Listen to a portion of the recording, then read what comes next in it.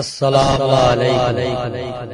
ইয়ার সাউন্ডের পক্ষ থেকে আপনাদের জানাই আন্তরিক সালাম মুবারক। 2013 সালে ফুরফুরা শরীফের 800 গ্রাম মাধবপুরে ওলিয়ে কামেল গৌসুল আজম গোলাম রব্বানী ইমাম সামদানি বাবা মহিউদ্দিন আব্দুল কাদের জিলানী বড় পীর সাহেব রহমতুল্লাহ আলাইহি স্মরণে অনুষ্ঠিত বাৎসরিক ইসাল সওয়াবের মজলিসে মুজাদ্দিদ জামান হযরত দাদা হুজুর পীর কিবলা রহমতুল্লাহ আলাইহি অন্যতম খলিফা হুগলি জেলা সিঙ্গুর থানার মোল্লা শুল্লা গ্রামে হযরত পীর গরিবুল্লাহ ফারুকি রহমতুল্লাহ আলাইহি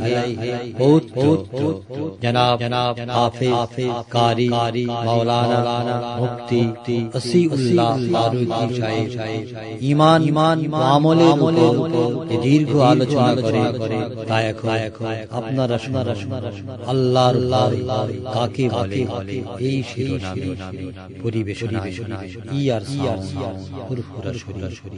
আসসালামু আলাইকুম। أعوذ بالله من الشيطان الرجيم. بسم الله الرحمن الرحيم.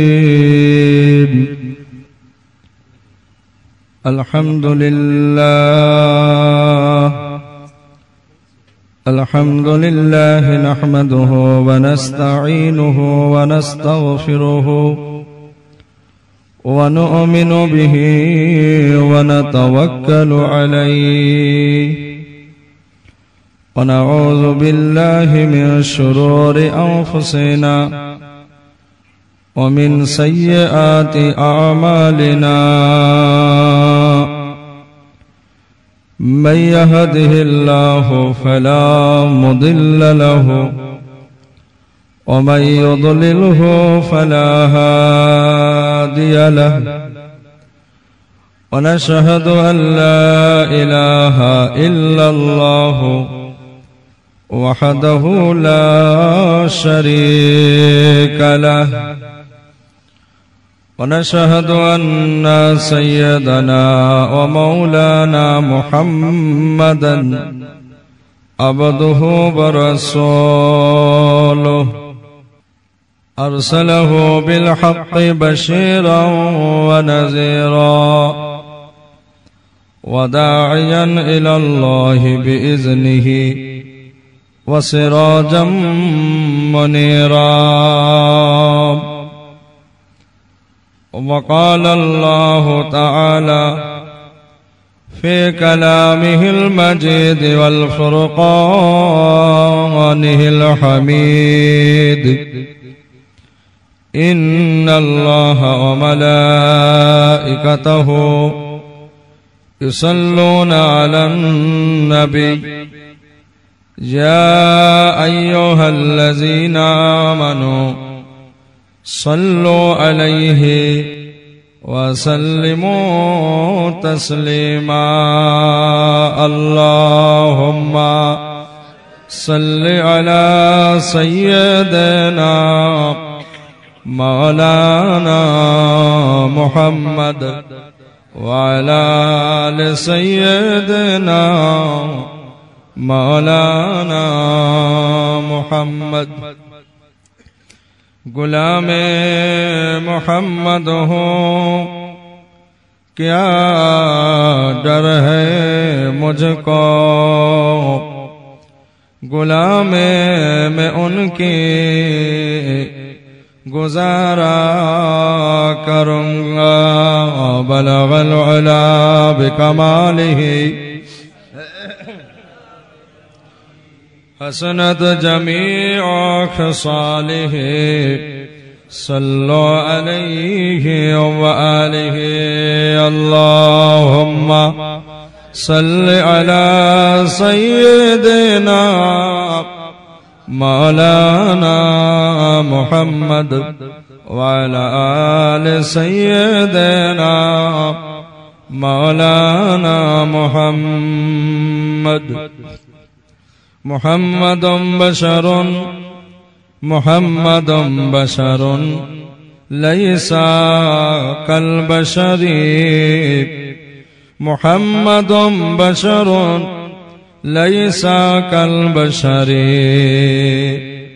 محمد نور فوق نوري اللهم صل على سيدنا مولانا محمد وعلى آل سيدنا مولانا محمد لا إله إلا الله لا إله إلا الله لا إله إلا الله محمد رسول الله لا إله إلا الله لا إله إلا الله لا إله إلا الله محمد رسول الله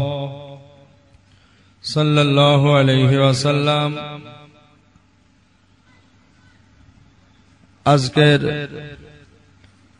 এই পাক পবিত্র জলসার মাহফিলে উপস্থিত দূর দূরান্ত হতে আগত ইসলাম প্রেমিক শ্রোতা মণ্ডলী, আমার সামনে উপস্থিত দিনদার, ইমানদার, পরহেজগার, আল্লাহওয়ালা মুরব্বীগণেরা, নওজওয়ান যুবকেরা, স্নেহের কচিকাচা বাচ্চারা, পর্দার অন্তরালে অবস্থিতা পর্দানশীনা মা ও বোনেরা, আল্লাহ পাক রব্বুল আলামিনের দরবারে আমরা শুকরিয়া আদায় করব যে আল্লাহ পাক রব্বুল আলামিন তারই প্রিয় মেহবুব ওলিয়ে কামিল, तमाम ওলিদের শিরোমণি গৌসুল আজম, গুলামে রব্বানী, ইমামে সমদানি বাবা মহিউদ্দিন আব্দুল কাদের জিলানী রহমাতুল্লাহ আলাইহির বাৎসরিক ইসালে সাবের মাহফিলে মজলিসে উপস্থিত হওয়ার তৌফিক ইনায়েত করেছেন। আল্লাহ পাকের দরবারে শুকরিয়া আদায় করার উদ্দেশ্য নিয়ে জোরে সোরে সমস্যারে মোহাব্বতের সঙ্গে বলেন আলহামদুলিল্লাহ। নারে তাকবীর, নারে তাকবীর। সিলসিলায়ে হক ফুরফুরা শরীফ, সিলসিলায়ে হক ফুরফুরা শরীফ, নারে তাকবীর। মহান ইসালে সওয়াব, মহান ইসালে সওয়াব, নারে তাকবীর। বিশ্ব নবী, বিশ্ব নেতা, নূর মুজাসসাম রাসূল আকরম, নূর নবী হাবিবুল্লাহ, হায়াতুন নবী মুহাম্মাদুর রাসূলুল্লাহ সাল্লাল্লাহু আলাইহি ওয়াসাল্লামের রওদা মুবারকে অবতীর্ণ হোক কোটি কোটি দরুদ ও সালাম। সকলে উচ্চ আওয়াজে সমস্বরে সমবেত কণ্ঠে বলেন আল্লাহুম্মা আমিন। আজকের যে মাহফিল, যে মজলিসে আমরা উপস্থিত হয়েছি, এই মাহফিল, এই মজলিসে আল্লাহ পাক রব্বুল আলামিনের রহমত, আল্লাহ পাক রব্বুল আলামিনের বরকত আল্লাহ নাজিল করেন। বলুন সুবহানাল্লাহ। হাদিস পাকে পাওয়া যায় একদা নবী পাক সাল্লাল্লাহু আলাইহি ওয়াসাল্লাম কয়েকজন সাহাবা একরামদের সম্বোধন করে বললেন, আমার সাহাবা একরাম, তোমরা দুনিয়ার জমিনে বেহেশতের বাগান অন্বেষণ করো, খুঁজো। সাহাবা একরামদের মধ্যে থেকে একজন বলে উঠলেন, ইয়া রাসূলুল্লাহ, ইয়া হাবিবাল্লাহ, দুনিয়ার জমিনে বেহেশতের বাগান কোথায় পাবো? এটা তো দুনিয়ার জমিন, পার্থিব জীবন, ইহ জগৎ।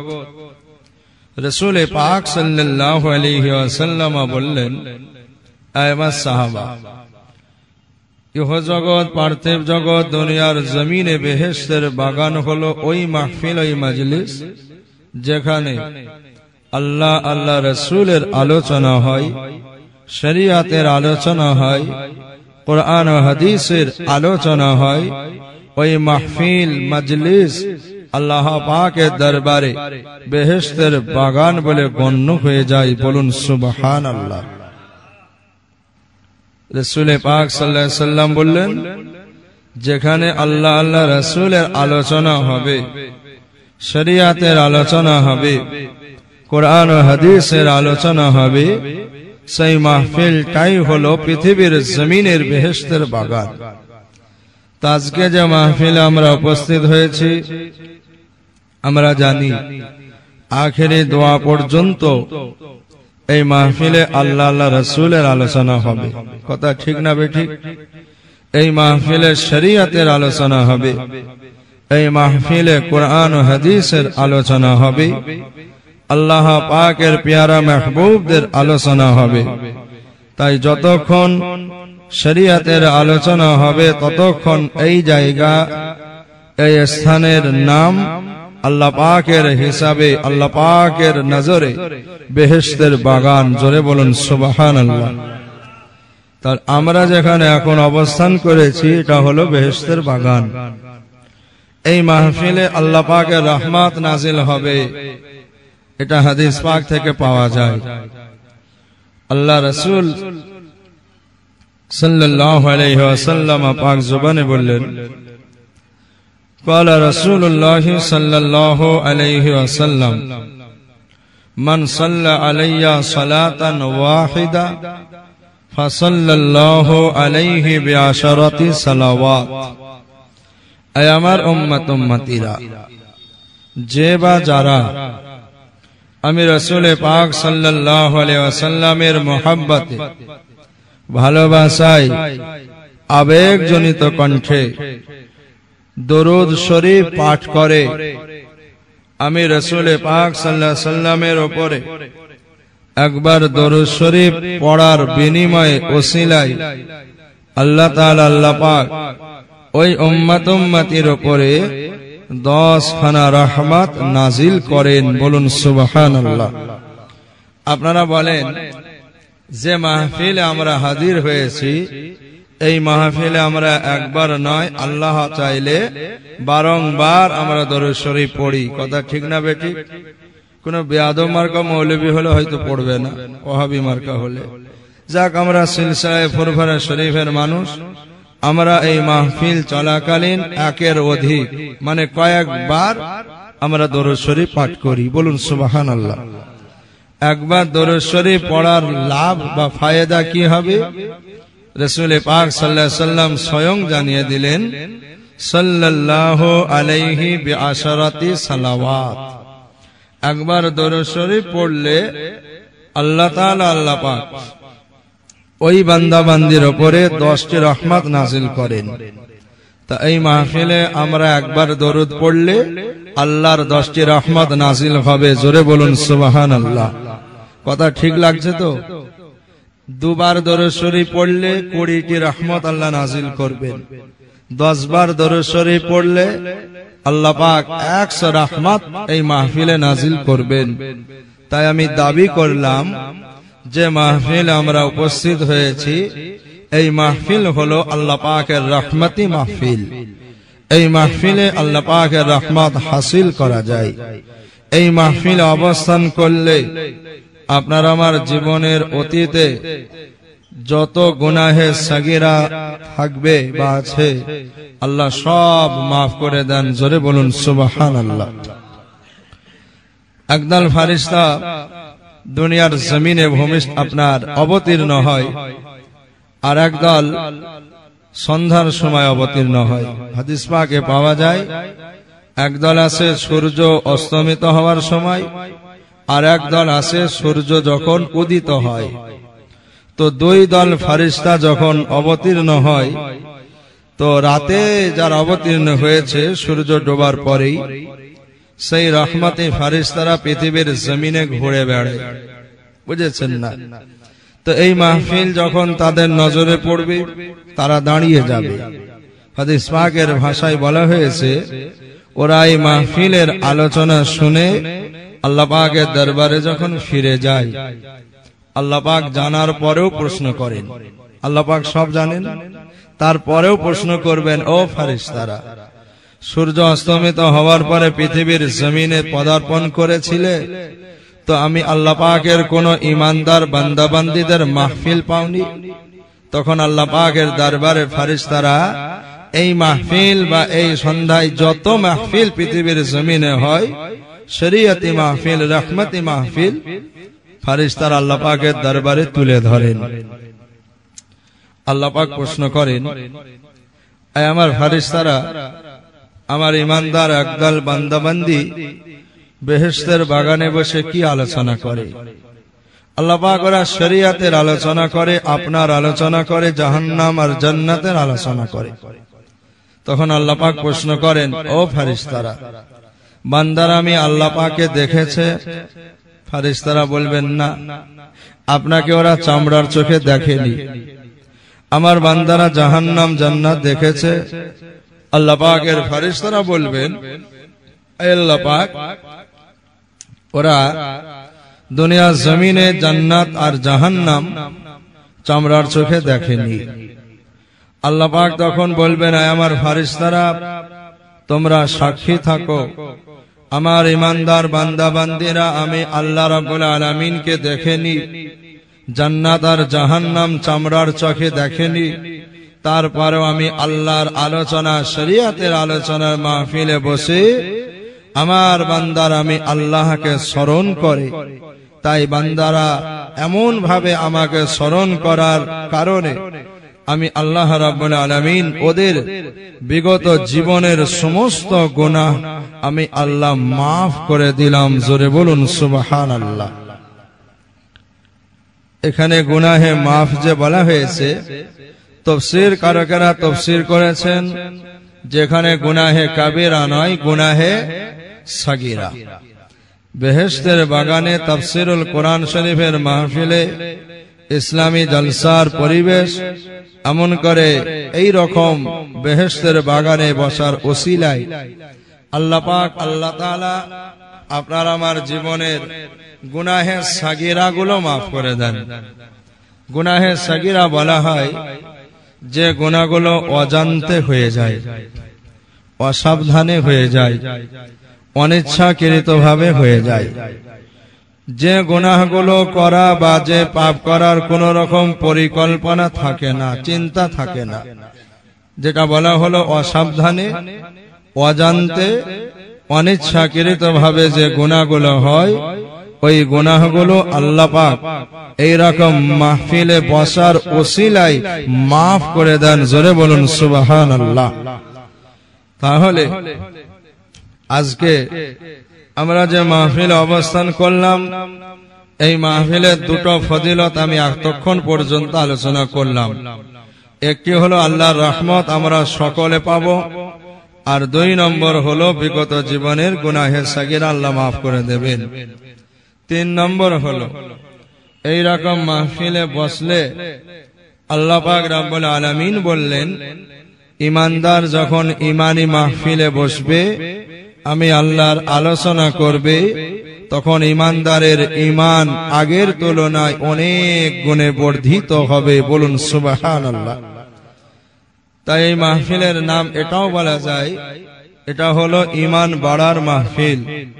এখানে অবস্থান করলে ইমান কমে না, ইমানি নূর, ইমানি জ্যোতি বেড়ে যায়। বলুন সুবহানাল্লাহ।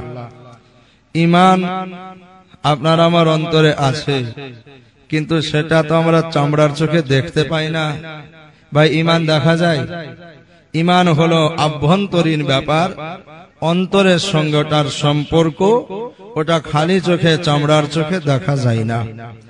ইমান বলা হয়েছে নূর, ইমানকে বলা হয়েছে আল্লাহর দেওয়া জ্যোতি। বলুন সুবহানাল্লাহ।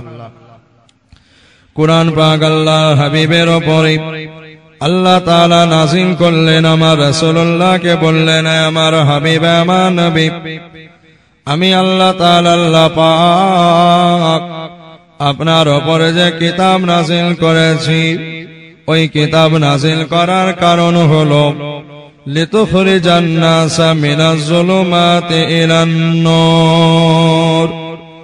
আয় আমার হাবিব, আয় আমার নবী, আপনি আমি আল্লাহর কিতাব তেলাওয়াত করে, আল কোরআন কারীমের তাফসীর আলোচনা করে আমার বান্দা বান্দীদেরকে অন্ধকার সমূহ থেকে বার করে আমি আল্লাহর নূরের দিকে আপনি ডাকবেন। এই জন্য কালামুল্লাহ শরীফ আমি আল্লাহ আপনার উপরে নাযিল করেছি। বলুন সুবহানাল্লাহ। আমার নবী পাকের দাওয়াত দেওয়া কি দাওয়াত ছিল? ইমানি দাওয়াত। কথা ঠিক না বেঠিক? আমার নবী পাক সাল্লাল্লাহু আলাইহি সাল্লাম আগে ইমানের দাওয়াত দিলেন না আগে আমলের দাওয়াত দিলেন গো? একটু উত্তর দেন। আগে ইমানের দাওয়াত। নামাজ অনেক পরে ফরজ হয়েছে। নবী পাক সাল্লাল্লাহু আলাইহি সাল্লামের বয়স যখন 50 বছর, তখন আল্লাহ পাক মেরাজ শরীফে নিয়ে গিয়ে আল্লাহ পাক আমার রাসূলুল্লাহকে নামাজ নামক তোহফা দিয়েছিলেন। আর নবী হলেন 40 বছর বয়সে। ইমানি দাওয়াত দেওয়া আরম্ভ হলো 40 থেকে। কথা ঠিক না বেঠিক? ভাই যুক্তি আছে কি নাই? তাহলে ইমানের দাওয়াত আগে, আমলের দাওয়াত অনেক পরে। আপনি আমল করবেন, অনেক আমল করবেন, যদি আপনার ঈমান নামক নিয়ামত নূর না থাকে আপনার আমল কবুল হবে? ঈমান যদি না থাকে আপনি নামাজ পড়ুন, রোজা রাখুন, যাকাত দিন, হজ করুন, যত ভালো আমল আছে সব আপনি করুন, ঈমান যদি না থাকে, ঈমানি নূর যদি না থাকে, আপনার কোনো আমল আল্লাহ পাকের দরবারে গৃহীত হবে না। তাই আমার রাসূল পাক সাল্লাল্লাহু আলাইহি সাল্লামকে আল্লাহ পাক বললেন, আয় আমার হাবিব, আয় আমার নবী, আপনার প্রথম দায়িত্ব হলো ঈমানের দিকে আহ্বান করা, অন্ধকার সমূহ থেকে আলোর দিকে আনা। তাহলে বলুন, ঈমানকে আল্লাহ আলোর সঙ্গে তুলনা করলেন কিনা? হাফেজ সাহেব ভাই যারা আছেন তারা জানবেন, আয়াতটি আছে 13 পারা সূরা ইব্রাহিমের 2 নম্বর আয়াত, 14 নম্বর পৃষ্ঠা, 13 পারা। আল্লাহ পাক তার হাবিবকে বলছেন, লিতুখরিজান নাস মিনাজ যুলুমাতি ইলান নূর, আপনি অন্ধকার সমূহ থেকে নূরের দিকে আপনি ডাকবেন। নূর মানে এখানে আল ঈমান। বলুন সুবহানাল্লাহ। আর অন্ধকার বলতে আল্লাহ পাক কয়েকটা জিনিসকে বুঝিয়েছেন। সর্বপ্রথম হলো শিরক, এটা হলো একটি অন্ধকার। দ্বিতীয় নম্বর হলো বেদাত, এটা একটি অন্ধকার। তৃতীয় নম্বর হলো নিফাক, এটা হলো একটি অন্ধকার। তাহলে আমার রাসূল পাক সাল্লাল্লাহু আলাইহি সাল্লামকে আল্লাহ পাক বললেন যে সমস্ত অন্ধকার সমূহ থেকে, নিফাক থেকে, শিরক থেকে, বেদাত থেকে বাঁচিয়ে ও মুক্ত করে আমার বান্দা বান্দীদেরকে আপনি আলোর দিকে ডাকুন, নূরের দিকে ডাকুন। এখানে নূর মানে আল ঈমান, আল ইসলাম। বলুন সুবহানাল্লাহ। ও ভাইজানেরা, ঈমানটা নূর কোরআন পাক থেকে প্রমাণিত হলো। আমার নবী পাক সাল্লাল্লাহু আলাইহি সাল্লামের হাদিস পাকটা দেখুন। আমার হাবিব, আমার নবী আল্লাহ পাকের দরবারে দোয়া চাইতেন, ইয়া মুকাল্লিবাল কুলুব সাব্বিত কলবি আলা দীনিক, ইয়া মুসাররিফাল কুলুব সাররিফ কলবি আলা তাআতিক, ইয়া মুনাওবিরাল কুলুব নওবির কুলুবানা বিনূরি মারিফাতিক। আল্লাহর হাবিব, আল্লাহর নবী আল্লাহ তাআলা দরবারে দোয়া চাইতেন, আয় আল্লাহ পাক রব্বুল আলামিন, ইয়া মুকাল্লিবাল কুলুব, আয় আল্লাহ আপনি অন্তরের পরিবর্তনকারী। আল্লাহ পাকের দরবারে দোয়া চাইলেন, ইয়া মুকাল্লিবাল কুলুব, কাল্লাবা ইউকাল্লিবু তাকলিব বাবে তাফঈল, এটার মানে হলো পরিবর্তন, পরিবর্ধন। তো আল্লাহ পাক রব্বুল আলামিন হলেন হৃদয়ের পরিবর্তনের মালিক। কথা ঠিক না বেঠিক? উমরে ফারুক রাদিয়াল্লাহু তাআলা আনহুর জীবনী আপনারা জানেন। প্রথম জীবনী ছিল ইসলামের দুশমনি করা, আমার রাসূলের দুশমনি করা, শরিয়াতের দুশমনি করা। আমার রাসূল পাক দোয়া চাইলেন, আল্লাহ পাক দুইজন বীর বাহাদুর পালওয়ান আছে মক্কার মুকাররমার জমিনে। আল্লাহ পাক এই দুইজন বীর বাহাদুর পালওয়ান, এদের মধ্যে একজনকে আপনি ইসলামের জন্য কবুল করে নিন। দোয়া চাইলেন আল্লাহ পাক হয় উমরে ফারুককে নতবা আবু জেহেলকে আপনি ইসলামের জন্য কবুল করে নিন। কিতাবে পাওয়া যায় হযরত উমরে ফারুক রাদিয়াল্লাহু তাআলা আনহুর নসিবে আমার হাবিবের দোয়া কবুল হয়েছিল। বলুন সুবহানাল্লাহ। তাহলে বলতে চাইছিলাম উমরে ফারুক রাদিয়াল্লাহু তাআলা আনহুর অন্তরকে, হৃদয়কে কে পরিবর্তন করলেন? জোরে বলুন, আমার আল্লাহ। তা আল্লাহ হলেন অন্তরের পরিবর্তনকারী। তাই আমার রাসূল দোয়া চাইলেন, ইয়া মুকাল্লিবাল কুলুব, এ অন্তরের পরিবর্তনকারী স্রষ্টা আল্লাহ, কল্লিব, আয় আল্লাহ পাক রব্বুল আলামিন, আমি মুহাম্মদুর রাসূলুল্লাহ দোয়া চাই, ইয়া মুকাল্লিবাল কুলুব সাব্বিত কলবি আলা দীনিকা, আমি মুহাম্মদুর রাসূলুল্লাহ সাল্লাল্লাহু আলাইহি ওয়াসাল্লামের অন্তরকে, হৃদয়কে আয় আল্লাহ পাক দ্বীন ইসলামের উপরে প্রতিষ্ঠিত রাখুন। বলুন সুবহানাল্লাহ। নবী পাক তারপরে দোয়া চাইলেন, ইয়া মুসাল্লিফাল কুলুব সাররিফ কলবি আলা তাআতিকা, আয় অন্তরের পরিবর্তনকারী স্রষ্টা, সাররিফ কলবি আলা তাআতিক, আল্লাহ তাআলা আমি মুহাম্মদুর রাসূলুল্লাহ যেন সারা জীবন আপনার আনুগত্য করে চলতে পারি। আপনার আনুগত্যের উপরে আমি মুহাম্মদুর রাসূলুল্লাহর হৃদয়কে, অন্তরকে আল্লাহ পাক আপনি কায়েম রাখুন। আমার হাবিব তারপরেই দোয়া চাইলেন, ইয়া মুনাওবিরাল কুলুব, এই অন্তরে জ্যোতি দানকারী স্রষ্টা, নব্বির কলবি বিনুরি মারিফাতিক, আয় আল্লাহ পাক আল্লাহ তাআলা আমি মুহাম্মদুর রাসূলুল্লাহর হৃদয়কে, কলবকে, অন্তরকে আপনার মারিফাতের নূরি, আপনার মারিফাতের জ্যোতি দ্বারা আপনি নূরান্বিত করে দিন। অন্তরের যে ঈমান, সেই ঈমান হলো আল্লাহ পাকের দেওয়া নূরের জ্যোতি। বলুন সুবহানাল্লাহ। এটা হলো এক প্রকার নূর। হাদিস পাকে আছে, যখন মুসলমান কোন কাবিরা গুনাহে লিপ্ত হয়, কাবিরা গুনায় যখন মানুষ ব্যস্ত হয়, তখন তার অন্তরের এই ঈমানী নামক নূর জ্যোতি আল্লাহ রাব্বুল আলামিন তুলে নেন। আবার যখন ওই বান্দা তওবা করে, আল্লাহর কাছে মাফ চায়, আল্লাহ পাক তখন তার ঈমানী নূর আবার ফিরিয়ে দেন। বলুন সুবহানাল্লাহ। তাহলে ঈমান হলো একটি নূর, যেটা আমার রাসূল পাক সাল্লাল্লাহু আলাইহি সাল্লামের হাদিসে পাক থেকেও আমরা জানতে পারলাম। তৃতীয় নম্বরে দোয়া করলেন, ইয়া মুনাওবিরাল কুলুব, নাওয়ারা ইউনাওবিরু তানবীর মানে হলো রোশন করা, আলোকিত করা। আল্লাহ পাকের দরবারে আমার হাবিব আমার রাসূল বললেন, ইয়া মুনাওবিরাল কুলুব, এই কলব को रोशन करने वाला, अंतर के आलोकित करने वाला स्रष्टा, नब्बिर कल्बी बिनूरी मारिफाती, আল্লাহ পাক আপনার মারিফাতের নূরের আলোয়, আপনার মারিফাতের জ্যোতিতে, আপনার মারিফাতের নূরে আমি রাসূলুল্লাহর অন্তরকে আপনি নূরান্বিত করুন। বলুন সুবহানাল্লাহ। তাহলে ঈমান একটি নিয়ামত, আল্লাহ পাকের পক্ষ থেকে আমরা পেয়েছি, জন্মগতভাবেই আমরা ঈমানদার, আমরা মুসলমান। আজকে আমাদের ঈমান কমজোর, দুর্বল হয়ে পড়েছে। তার একটাই কারণ, আমল নাই। বলেছিলাম আগে ঈমান যদি আপনার মজবুত থাকে, আপনার আমল আল্লাহ পাকের দরবারে কবুল হয়। আর ঈমান মজবুত কি করে হবে?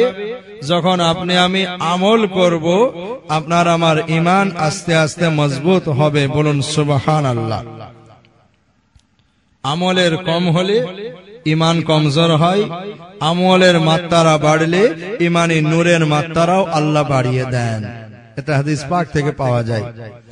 আল্লাহ পাক রব্বুল আলামিন তাম পৃথিবীর মুসলমান নারীকে সম্বোধন করে বললেন, ইয়া আইয়ুহাল্লাযীনা আমানুত্তাকুল্লাহা হাক্কা তুকাতিহি ওয়া লা তামুতুন্না ইল্লা ওয়া আনতুম মুসলিমুন।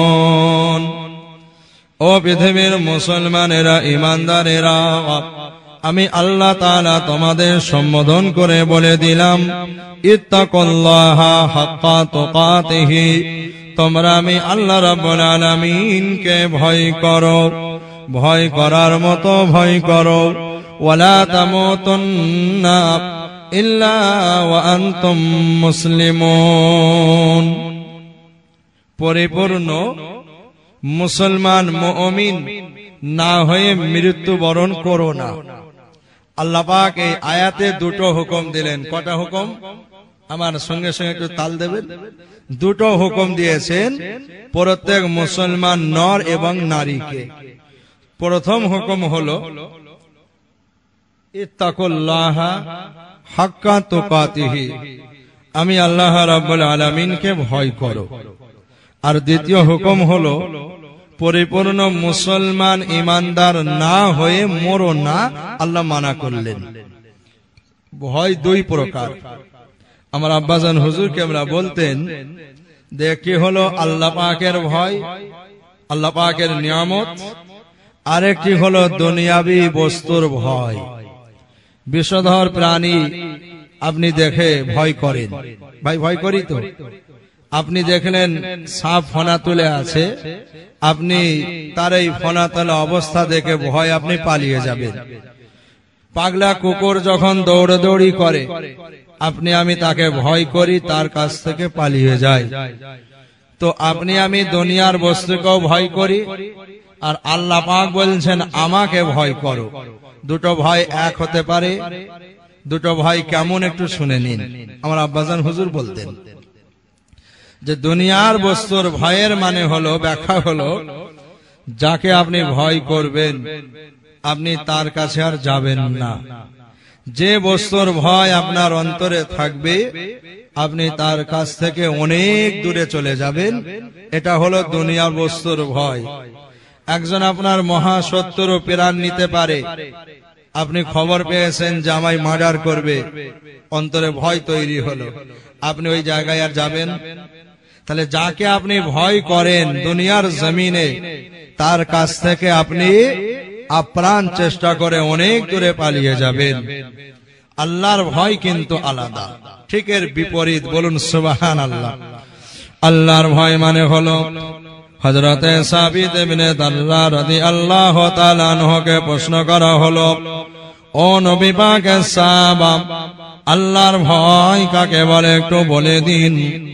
সাবিত ইবনে দাল্লাহ রাদিয়াল্লাহু তাআলা আনহু বলেছিলেন, ও প্রশ্নকারী বান্দা, শুনে রাখো, জেনে রাখো, আল্লাহ তাআলার ভয় মানে হলো আল্লাহর তাআলার নিকট থেকে পালিয়ে যাওয়া নয়। যে যত বেশি পরিমাণে আল্লাহকে ভয় করবে, ওই বান্দা তত বেশি পরিমাণে আল্লাহ পাকের দিকে এগিয়ে আসবে। জোরে বলুন। দুনিয়ার ভয় মানে পালিয়ে যাওয়া, আর আল্লাহর ভয় মানে আল্লাহর কাছে আগিয়ে আসা। যে যত বেশি আল্লাহকে ভয় করব, সে তত বেশি আল্লাহর কাছে আগিয়ে যাবে।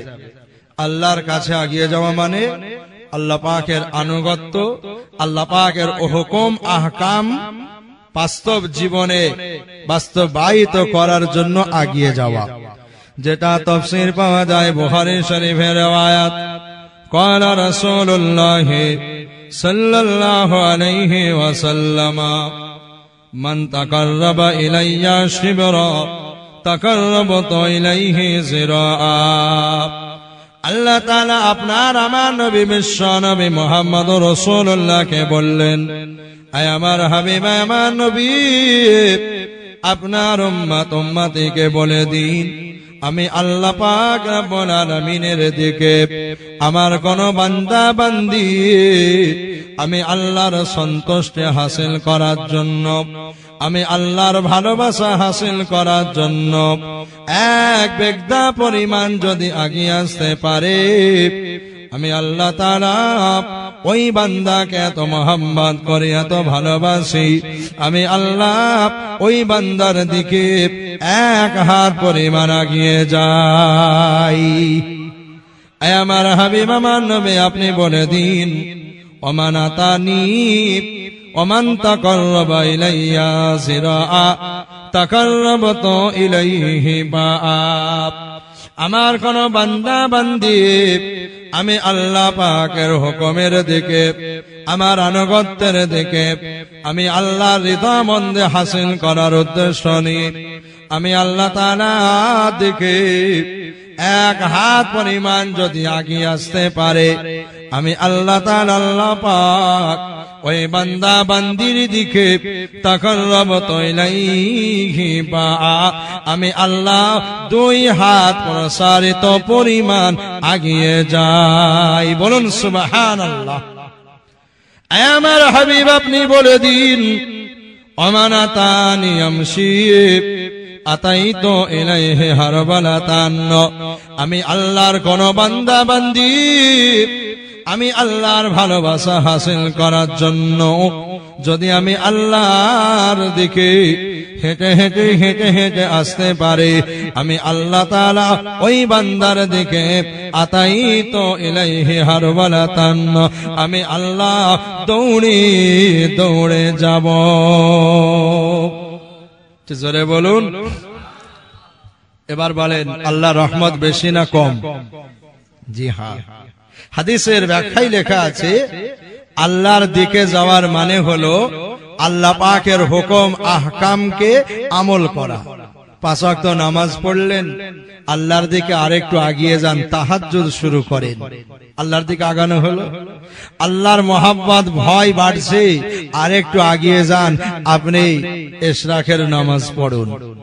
আরেকটু আগিয়ে যান, আপনি এতদিন নামাজ পড়ছেন কিন্তু দাড়ি রাখেননি, আজকে আল্লাহর হুকুম আমার রাসূলের সুন্নাত মুখে জিন্দা করুন, দাড়িটা রাখুন।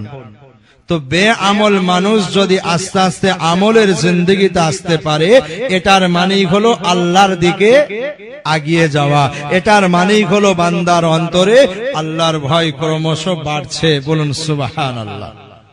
আগেই ব্যাখ্যা দিয়েছি, আল্লাহর ভয় মানে হলো আল্লাহর দিকে আগিয়ে যাওয়া। আল্লাহ বলছেন এক বেগদা তুমি আসলে আমি আল্লাহ এক হাত পরিমাণ যাব। এর মানে কি?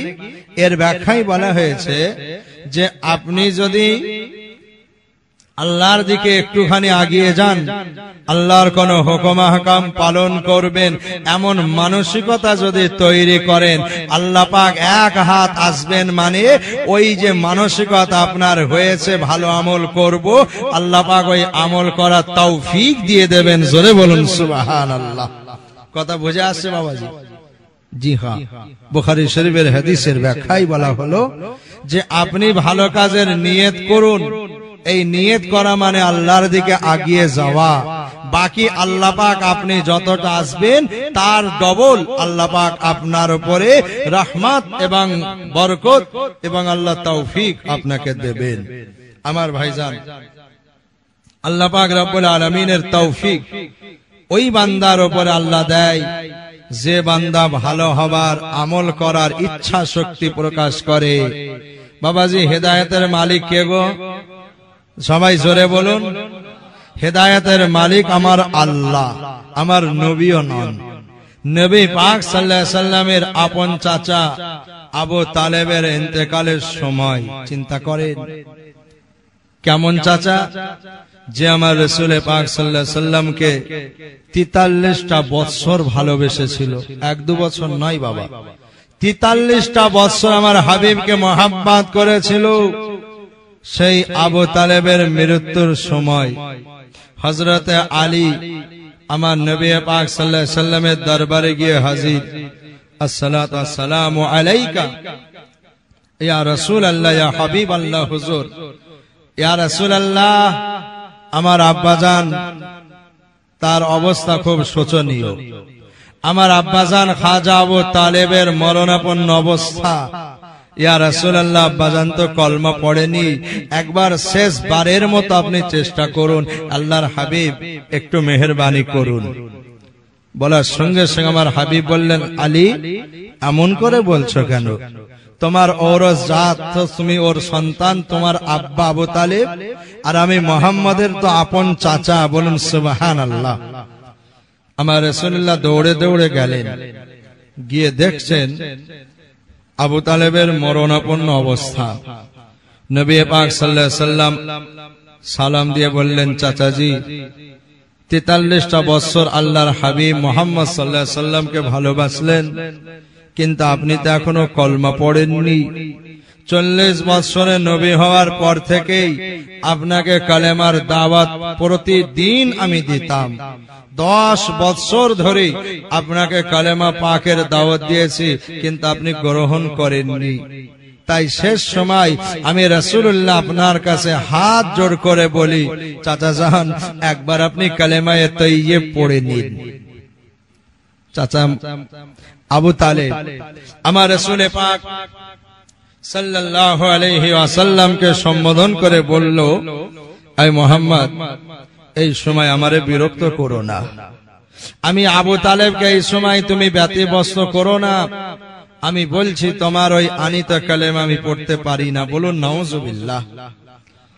কিতাবে পাওয়া যায় রাসূল পাক সাল্লাল্লাহু আলাইহি ওয়াসাল্লাম নিজের কান মোবারক আবু তালেবের মুখে লাগিয়ে দিলেন। কত সুযোগ আল্লাহ দিলেন, আমার রাসূল দিলেন। চাচাজি কেউ শুনতে পাবে না। আমি মুহাম্মদুর রাসূলুল্লাহর কানে কানে আপনি একবার আস্তে করে পড়ে শুনিয়ে দিন, লা ইলাহা ইল্লাল্লাহ মুহাম্মাদুর রাসূলুল্লাহ। একবার খালি আপনি জুবানে উচ্চারণ করুন, কাল কিয়ামতের ময়দানে মাহশারে আমি রাসূলুল্লাহ আপনার জমিনদার হয়ে যাব। কি সুযোগ আল্লাহ পাক দিলেন, আমার রাসূল পাক সাল্লাল্লাহু আলাইহি সাল্লাম দিলেন। চাচা আবু তালেব বলে উঠল, মুহাম্মদ, এই সময় যদি আমি কালমা পড়ি তো আমার বংশের লোকেরা, আবু জেহেলের দল, এরা বলবে মরণের যন্ত্রণা সহ্য করতে না পেরে মৃত্যু ভয়ে কনভার্ট হয়ে, ধর্মান্তরিত হয়ে মুহাম্মদের দলভুক্ত হয়েছে। তাই আমি পড়তে পারছি না। আপনারা বলুন, সুযোগ দেওয়া হয়েছে কি হয়নি? অনেক সুযোগ দেওয়া। কান মুবারক ঠেকিয়ে দিলেন। তখন বলল, আমি পারবো না, পড়বো না। আল্লাহ পাক বললেন, আজরাইল আর নয়, যাও। আমি আল্লাহ পাক আমার হুকুম, এই মুহূর্তে গিয়ে বেঈমান অবস্থায় আবু তালেবের জানটা কবজ করে নাও। আজরাইল আলাইহিস সালাতু ওয়াস সালাম এলেন, আবু তালেবের জানটা বেঈমান অবস্থায় কবজ হয়ে গেল। আমার রাসূলুল্লাহ মুখ পানে চেয়ে দেখলেন চাচা জানের চোখের তারা তো দাঁড়িয়ে আছে, চাচা তার চোখের পাতা ফেলছেন না, চাচা জানের শরীরে আর শ্বাস প্রশ্বাস তো চলছে না। আমার হাবিব অনুভব করলেন মারা গেছেন। ও ভাইজান, কিতাবে পাওয়া যায় আল্লাহর হাবিব আল্লাহর নবী সাল্লাল্লাহু আলাইহি ওয়াসাল্লাম এই দৃশ্য সহ্য করতে না পেরে বাচ্চা ছেলের মতো কাঁদেন, ডুকরে ডুকরে কাঁদলেন আর বলছেন, আমার চাচা যান, আপনি রাসূলুল্লাহ চাচা হয়ে 43টা বছর ভালোবাসা দেওয়ার পরে আপনি জাহান্নামী হয়ে গেলেন। আমার রাসূলুল্লাহ বেদনাপ্লুত হয়ে মর্মাহত হয়ে কান্নায় ভেঙে পড়লেন। ও ভাইজানেরা, আল্লাহর হাবিব আল্লাহ রাসূল কাঁদবেন, আমার আল্লাহ তাআলা সহ্য করতে পারেন না। ও জিবরাইল চলে যাও, আমি আল্লাহ পাকের একটি আয়াত নিয়ে আমার রাসূলুল্লাহর দরবারে পৌঁছে দাও। যে আয়াত পাক লেখা আছে 20 পারা 11 নম্বর পৃষ্ঠার মধ্যে পাবেন। আল্লাহ তাআলা ওই দিনে নাযিল করে দিয়েছিলেন, ইন্নাকা লা তাহদি মান আহবাবতা ওয়ালাকিন্নাল্লাহা ইয়াহদি মান ইয়াশা। আল্লাহ পাক রব্বুল আলামিন তার হাবিবকে বললেন, ऐ আমার হাবিব, ऐ আমার নবী রে, इन्नका ला तहदी मन अहबबता, आप जिसको मोहब्बत करे वो ईमानदार बनेगा, ऐसी बातें ही नहीं, वलाकिन्नल्लाह यहदी मन यशा, मगर जिनको अल्लाह की जानिब से हिदायत मिलेगी वो ईमानदार बनेगा। আমার হাবিব, আমার নবী, আপনি কান্নায় ভেঙে পড়ছেন চাচা বেঈমান অবস্থায় মারা গেছে বলে? আপনি কি হেদায়েতের মালিক? আমার রাসূলুল্লাহকে আল্লাহ সান্ত্বনা দিলেন, ইন্নাকা নিশ্চয় আপনি লা তাহদি মান আহবাবতা, যারে আপনি ভালোবাসবেন সেই কলমা পড়ে মুসলমান হবে এ কথা নয়, আমি আল্লাহর বিধান এমন নয়। কলমা পড়বে কে? ওয়ালাকিন্নাল্লাহ ইয়াহদি মান ইয়াশা, আল্লাহ যারে হেদায়েত দেবে সেই কলমা পড়বে। তবে আমি আল্লাহ হেদায়েত কাকে দেব এটাও শুনুন। তারপরেই আল্লাহ পাক যে আয়াত পাঠিয়েছিলেন সে আয়াত লেখা আছে 13 পারায়। আল্লাহ পাক রব্বুল আলামিন হেদায়েত কাকে দেবেন? কলেমা পড়া তৌফিক কাকে দেবেন? আমল করার তৌফিক কাকে দেবেন? নামাজ পড়ার তৌফিক কাকে দেবেন? রোজা রাখার তৌফিক কাকে দেবেন? এটা আমার আল্লাহ পাক কোরআন শরীফে স্পষ্ট করে বললেন, ইন্নাল্লাহা লা ইগাইয়িরু মা বিকওমিন হাত্তা ইগাইয়িরু মা বিআনফুসিহিম। ও পৃথিবীর মানুষেরা তোমরা শুনে রাখো, ইন্নাল্লাহা নিশ্চয় আমি রব্বুল আলামিন, লা ইগাইয়িরু মা বিকওমিন আমি আল্লাহ কোন সমাজ কোন গোত্র কোন মানুষকে ওই পর্যন্ত হেদায়েত দেব না, ওই পর্যন্ত তৌফিক দেব না, হাত্তা ইগাইয়িরু মা বিআনফুসিহিম যতক্ষণ না বান্দা হেদায়েত পাবার ইচ্ছা শক্তি প্রকাশ করে। কি বলছেন আল্লাহ পাক? কোরআনের কথা, যে হেদায়েত ওই বান্দাকে দেব যে হেদায়েত পাওয়ার জন্য মানসিকতা তৈরি করবে, ইচ্ছা শক্তি প্রকাশ করবে। আমি আল্লাহ পাক ওই বান্দাকে পরিবর্তন করব, ওই বান্দাকে হেদায়েত দেব যে পরিবর্তন হওয়ার ইচ্ছা প্রকাশ করবে। জোরে বলুন সুবহানাল্লাহ। আজানের আওয়াজ কানে পৌঁছে গেল। আপনি মাচায় বসে বসে সাতটা খেলেন, মাচায় বসে বসে পরচর্চা পরনিন্দা করেন, আর যখন বলা হয় ভাই নামাজ পড়লেন না, তখন বলে হুজুর আপনারাই তো ওয়াজ করেছেন, আল্লাহ তৌফিক না দিলে হয় না। তো আল্লাহ তৌফিক দেয়নি তাই পড়িনি। বলুন নাউজুবিল্লাহ। এমন কথা বললে ঈমান থাকবে না, যাবে? তাহলে তৌফিক আল্লাহ দেবেন, এটা এক পিঠের ওয়াজ, একদিকের ওয়াজ। আর দ্বিতীয় দিকের ওয়াজটাও তো আল্লাহ করেছেন, হে নবী আপনার উম্মত উম্মতিকে জানিয়ে দিন, লা ইগাইয়িরু মা বিকওমিন হাত্তা ইগাইয়িরু মা বিআনফুসিহিম যতক্ষণ না তুমি নিজে পরিবর্তন হওয়ার চেষ্টা করবে, যতক্ষণ না তুমি আমি আল্লাহর হেদায়েত আমার তৌফিক হাসিল করার জন্য তোমার ইচ্ছা প্রকাশ করবে, ততক্ষণ আমি আল্লাহ তোমায় হেদায়েত দেব না। তাহলে হেদায়েতের মালিক যেমন আল্লাহ, আর ওই হেদায়েত আল্লাহ ওই বান্দাকে ওই সময় দেবেন যখন বান্দা পরিবর্তন হওয়ার মানসিকতা তৈরি করবে। জোরে বলুন সুবহানাল্লাহ। ঠিক সেম কথা আজকের জলসাগুলোকে কেন্দ্র করে।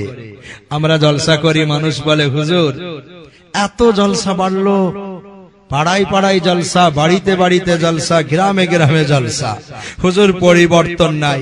এমন প্রশ্ন আছে না মনে? অনেকের মনে এমন প্রশ্ন আছে। এই প্রশ্নের জবাব আল্লাহ 13 পারায় দিয়ে রেখেছেন। বলুন সুবহানাল্লাহ। জলসা হবে, এর ফজিলত আছে।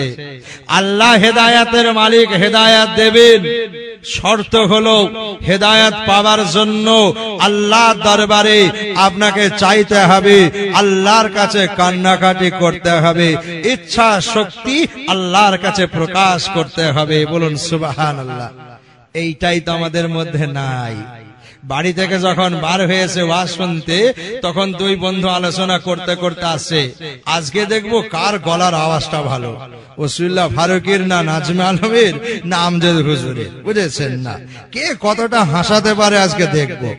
তো বাড়ি থেকে নিয়ত হয়েছে বেরোবার সময় বক্তার আওয়াজ শুনবো, বক্তার ওই ভঙ্গিমা দেখবো, আর তারপরে বিরিয়ানি নিয়ে খাবো, বাড়ি চলে আসবো।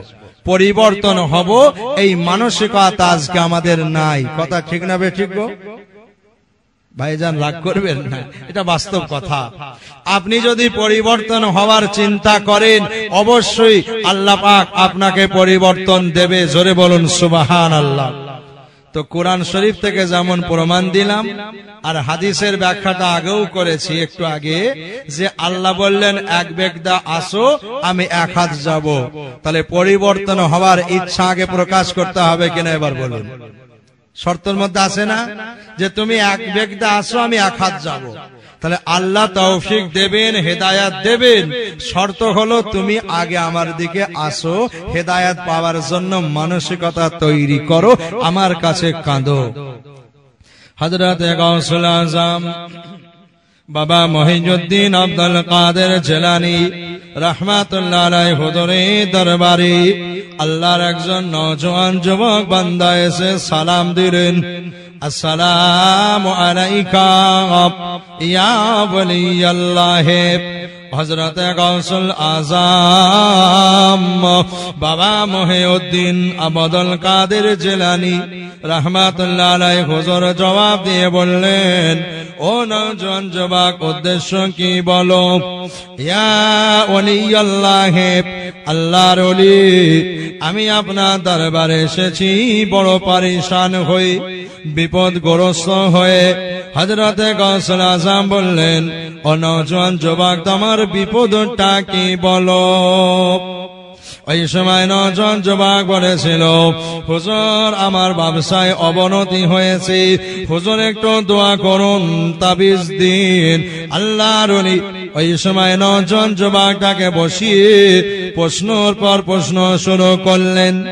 বাবা নওজোয়ান, তোমার ব্যবসায় অবনতি হয়েছে? বলে হুজুর বড় অবনতি, ঋণের বোঝা মাথায়, হুজুর পরেশান হয়ে গিয়েছি, একটু দোয়া করুন, একটু তাবিজ দিন। গাউসুল আজম হুজুর বললেন, বসো বাবা। প্রশ্ন শুরু করলেন, এই নওজোয়ান যুবক, তুমি নামাজ পড়ো? বলে, হুজুর আলহামদুলিল্লাহ আমি 5 ওয়াক্ত নামাজ পড়ি। হুজুর অবাক হয়ে গেলেন, নামাজ পড়ে ব্যবসায় অবনতি? এই বাবা, তোমার আব্বা আম্মা হায়াতে আছে? বলে, হ্যাঁ হুজুর আছে। আব্বা আম্মা নামাজ পড়ে? বলে, হুজুর আব্বা আম্মাও নামাজ পড়ে। বাবা তুমি বিবাহিত না অবিবাহিত? বলে, হুজুর বিবাহিত। তোমার স্ত্রী নামাজ পড়ে? বলে, হুজুর আলহামদুলিল্লাহ আল্লাহ পাকের শুকর, আমার বিবিও 5 ওয়াক্ত নামাজ পড়ে। হুজুর অবাক হয়ে ওই যুবকের মুখ পানে তাকিয়ে আছেন। আব্বা নামাজ পড়ে, আম্মা নামাজ পড়ে, তুমি পড়ো, তোমার বিবি নামাজ পড়ে, এই নামাজির বাড়িতে বরকত নাই? এ তো হতে পারে না, এটা তো হাদিসের খিলাফ। আল্লাহ কোরআন শরীফে বলেছেন সূরা কুরাইশ, আল্লাহ রাব্বুল আলামিন বললেন, ফালইয়াবুদু রাব্ব হাযাল বাইত আল্লাযী আত'আমাহুম মিন জু'ইন ওয়া আমানাহুম মিন খাউফ। আয় আমার বান্দা বান্দিরা শুনে রাখো, জেনে রাখো বাবা, ফালইয়াবুদু রাব্ব হাযাল বাইত, আয় বাইতুল্লাহ, যে রব আমি আল্লাহ পাক রব্বুল আলামিনে যদি ইবাদত বন্দেগী করে, ইমানদার মুসলমান যদি আমি আল্লাহর বান্দেগীতে জীবন কাটাতে পারি, আমি আল্লাহ তাআলা ওই বান্দাদের দুটো পুরস্কার দুনিয়ার জমিনে দেব। আল্লাযী আত'আমাহুম মিন জু' ওয়া আমানাহুম মিন খাউফ। আত'আমাহুম মিন জু', আমি আল্লাহ রাব্বুল আলামিন নামাজি মুসল্লিদের ক্ষুধার তাড়নায় অস্থির করব না। জোরে বলুন সুবহানাল্লাহ। নামাজি মুসল্লি ক্ষুধার তাড়নায় কষ্ট পাবে না, রিজিকের কষ্ট নামাজি মুসল্লিদের হবে না। ও আমানাহুম মিন খাউফ, আর নামাজিরা আল্লাহর ইমানদার মুসল্লি বান্দাদের আল্লাহ আরেকটি পুরস্কার দেবেন, আতামাহুম মিন জু'i ওয়া আমানাহুম মিন খাউফ, ভয় থেকে আল্লাহ রাব্বুল আলামিন নিরাপত্তা দেবেন। বলুন সুবহানাল্লাহ। তা তুমি নামাজ পড়ো, আব্বা আম্মা বিবি সব নামাজ পড়ে, অথচ তোমার কারবারে অবনতি। হুজুর এবার প্রশ্ন করলেন, বাবা নওজোয়ান যুবক, তোমার সদর দরজায় পর্দা আছে? বলে হুজুর না, পর্দা আমার সদর দরজায় লাগানো হয়নি।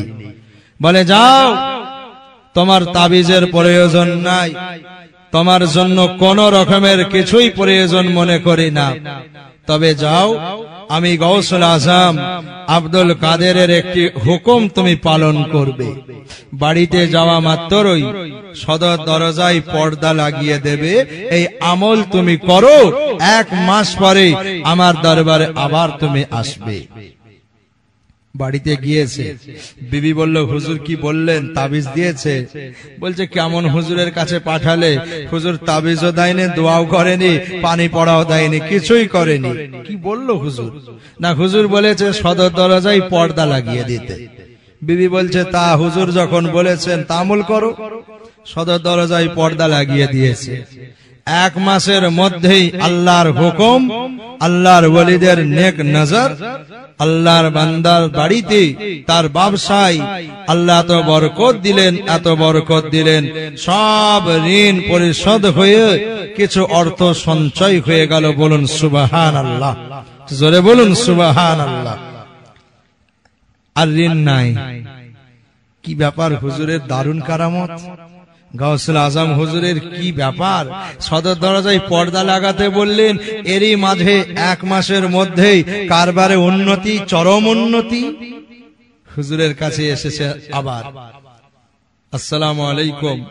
কে নওজোয়ান যুবক বাবা, তুমি তো? কারবার কেমন চলছে? বলে হুজুর কারবারে এত উন্নতি হয়েছে, আমার আর ঋণ নাই, আল্লাহর হুকুমে আপনাদের নেক দোয়ায় অনেক অর্থ সঞ্চয়ও হয়েছে। কিন্তু হুজুর মনের মধ্যে একটা কৌতূহল, একটা রহস্য দানা বেঁধেছে। কি হয়েছে বাবা? না, ওই সদর দরজায় পর্দা লাগিয়ে দিলাম, 1 মাসের মধ্যে আল্লাহ এত বরকত দিলেন। হুজুর ওই পর্দার ভেতরে কি আছে একটু উত্তর দেন।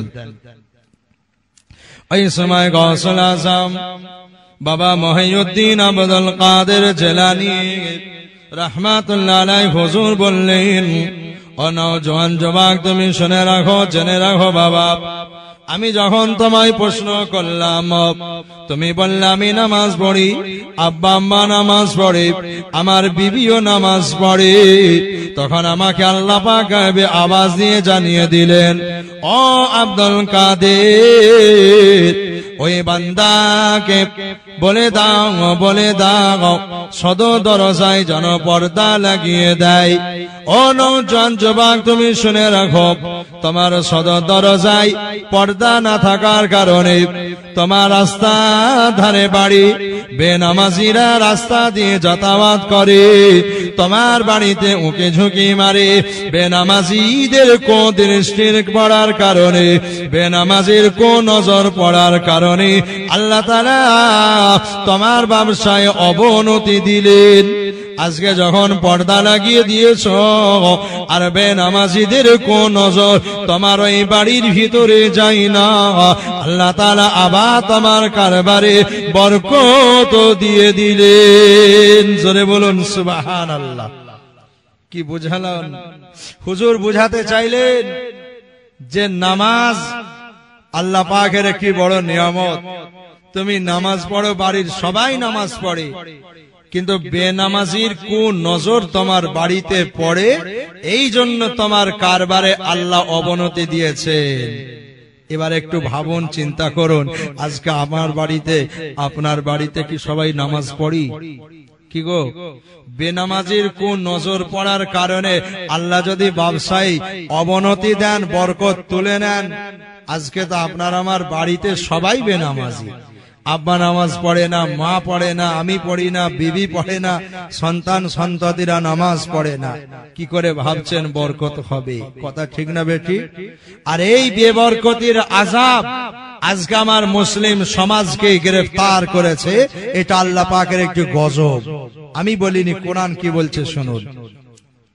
16 পারা 19 নম্বর পৃষ্ঠার মধ্যে পাওয়া যায়, আল্লাহ তাআলা আল্লাহ পাক বললেন, মান আরাদা আন যিকরি ফাইন্না লাহু মাঈশাতান দানকা ওয়া নাহশুরুহু ইয়াওমাল কিয়ামাতি আ'মা ক্বালা রাব্বি লিমা হাশারতানি আ'মা ওয়া ক্বাদ কুনতু বাসীরা قال كذلك أتتك آياتنا فنسيتها وكذلك اليوم تنسى। 16 পারা 19 নম্বর পৃষ্ঠার 13, 14, 15 তিনটে লাইন থেকে আমি আয়াত পড়লাম, তিনটি আয়াত।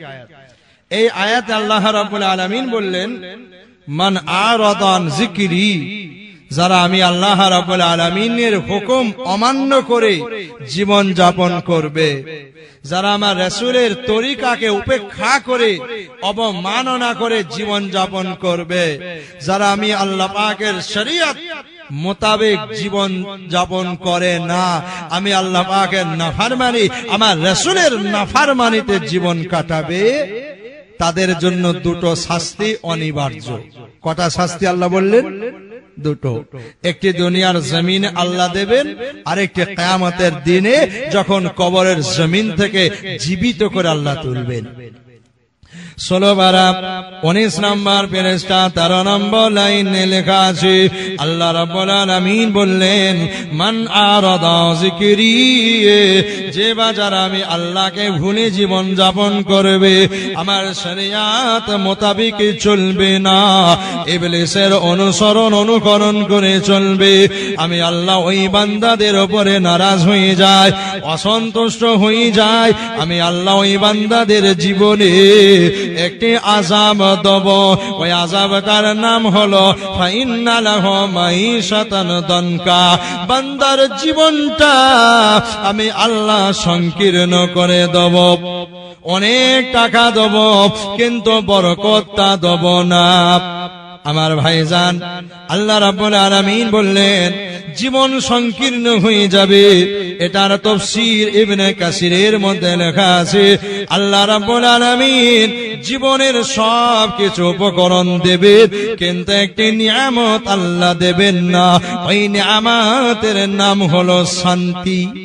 আল্লাহ বললেন, বান্দা যদি আমি আল্লাহর নাফরমানি করে জীবন কাটাও, আমি আল্লাহ সব দুনিয়ার সামগ্রী উপকরণ তোমারই দেব, কিন্তু জেনে রাখো শান্তি তুমি পাবে না।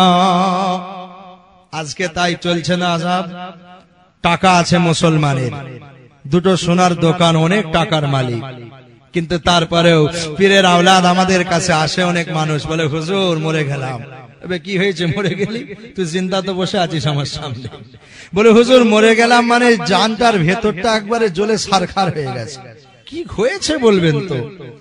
হুজুর 1 বছর বিয়ে হয়েছে, এখনো বছর ঘোরেনি, 1 বছর পূর্ণ হবে কয়েকদিন পর। হুজুর আমার স্ত্রীর সঙ্গে আমার মিল নাই, স্ত্রী বাপের বাড়ি গিয়ে আমার বাড়িতে আসতে চাইছে না, কোর্টে কেস করেছে, আমি স্বামীর কাছে ডিভোর্স চাই। আপনারা বলুন, স্বামী স্ত্রীর এই মনোমালিন্য যাদের আছে তাদের কে আপনি টাকা দিন, লাখ লাখ টাকা দিন, বলুন শান্তি পাবে? একটু উত্তর দিন। ব্যাংকে কয়েক লক্ষ টাকা আছে, 2-4টে গাড়ির মালিক, কিন্তু দেখা যায় স্বামী স্ত্রীর যদি মনোমালিন্য একবার হয়ে যায়, এই মানুষটার আর শান্তি নাই, এই মানুষটার শান্তি নাই। আল্লাহর আযাব এটা আল্লাহর আযাব। আম্মাজান ফাতেমার মতো মা হন, আপনার স্বামী আলীর মতো হবে। আপনি আলীর মতো হন, ফাতেমার মতো বিবি পাবেন। কথা ঠিক না বেঠিক? খুব ভালো করে একটু বুঝুন আমার ভাইজানেরা। তাই আল্লাহ পাক রব্বুল আলামিন বলে দিলেন, ফাইন্না লাহু মাঈশাতান দানকা। বান্দা যদি আমায় ভুলে যাও, নামাজ তুমি পড়ো না, রোজা রাখো না, যাকাত দাও না, এমন করে আব্বা আম্মার সেবা করো না, পাড়া প্রতিবেশীর হক তুমি আদায় করো না, এই রকম যদি নাফরমানি করে জীবনটা কাটাও, আমি আল্লাহ দুনিয়ায় কি আযাব দেব। ওই আযাবটার নাম হলো মাঈশাতান দানকা। জীবনটা সংকীর্ণ হয়ে যাবে, অশান্তির দাবানল দাও দাও করে জ্বলবে। বান্দা তুমি শান্তি পাবে না। শান্তি কোথায় পাওয়া যায় এটাও আল্লাহ তাআলা স্পষ্ট করে দিলেন। ও পৃথিবীর মুসলমানেরা, ঈমানদারেরা, শুনে রাখো, আলা বিযিকরিল্লাহি তাতমাইন্নুল কুলুব। মনের শান্তি বান্দা তুমি যদি হাসিল করতে চাও, টাকা পয়সায় পাবে না, সুন্দরী বিবিতে পাবে না, ধন সম্পদে পাবে না, ব্যাংক ব্যালেন্সে পাবে না। শান্তি যদি পেতে চাও, আমি আল্লাহর শরীয়ত মোতাবেক চলো। কি গো আলা, আল্লাহ বললেন মন দিয়ে শোনো। আলা মানে হলো মনোযোগ দিয়ে অনুধাবন করো, অনুভব করো। বিযিকরিল্লাহ, আমি আল্লাহকে স্মরণ করে আমার হুকুম মোতাবেক, আমার রাসূলের তরিকা মোতাবেক চলো। তাতমাইন্নুল কুলুব, তোমারে দিল মুতমাইন হো যায়েগা, তোমার অন্তর শান্তি অনুভব করবে। তাই আজকের সমাজে আজ মুসলমান নামাজ পড়ে না, মুসলমান বেনামাজি, বেরোজাদার, সুদখোর, মাতাল, শরাব পান করে, এমন করে হারাম ব্যবসা করে, মসজিদ মাদ্রাসার সম্পত্তি আত্মসাৎ করে, এমনও কিছু মুসলমান আছে। আব্বা আম্মার চোখের পানি ফেলে, এমনও কিছু মুসলমান আছে। এই রকম নাফরমানি করে, এই রকম শরীয়তের খিলাফ যদি আপনি চলেন, টাকা অনেক দেবে আল্লাহ পাক, টাকার অভাব হবে না। যেটার অভাব হবে সেটা হলো শান্তি, আর ওটাই মানুষ জীবনে অন্বেষণ করতে চায়। কথা ঠিক না বেঠিক? তাহলে এই আযাবে আজকের বর্তমান 80% মানুষ আমরা গ্রেফতার। টাকা আছে, যে কোনো দিকে দেখুন শান্তি নাই। হয় স্বামী স্ত্রী মনোমালিন্য, কিংবা জওয়ান যুবতী মেয়ে, আব্বার সুনাম চতুর্দিকে, কিন্তু দেখা যায় আব্বা নামাজ পড়ে না, রোজা রাখে না, আল্লাহর নাফরমানি, রাসূলের নাফরমানি করে চলে।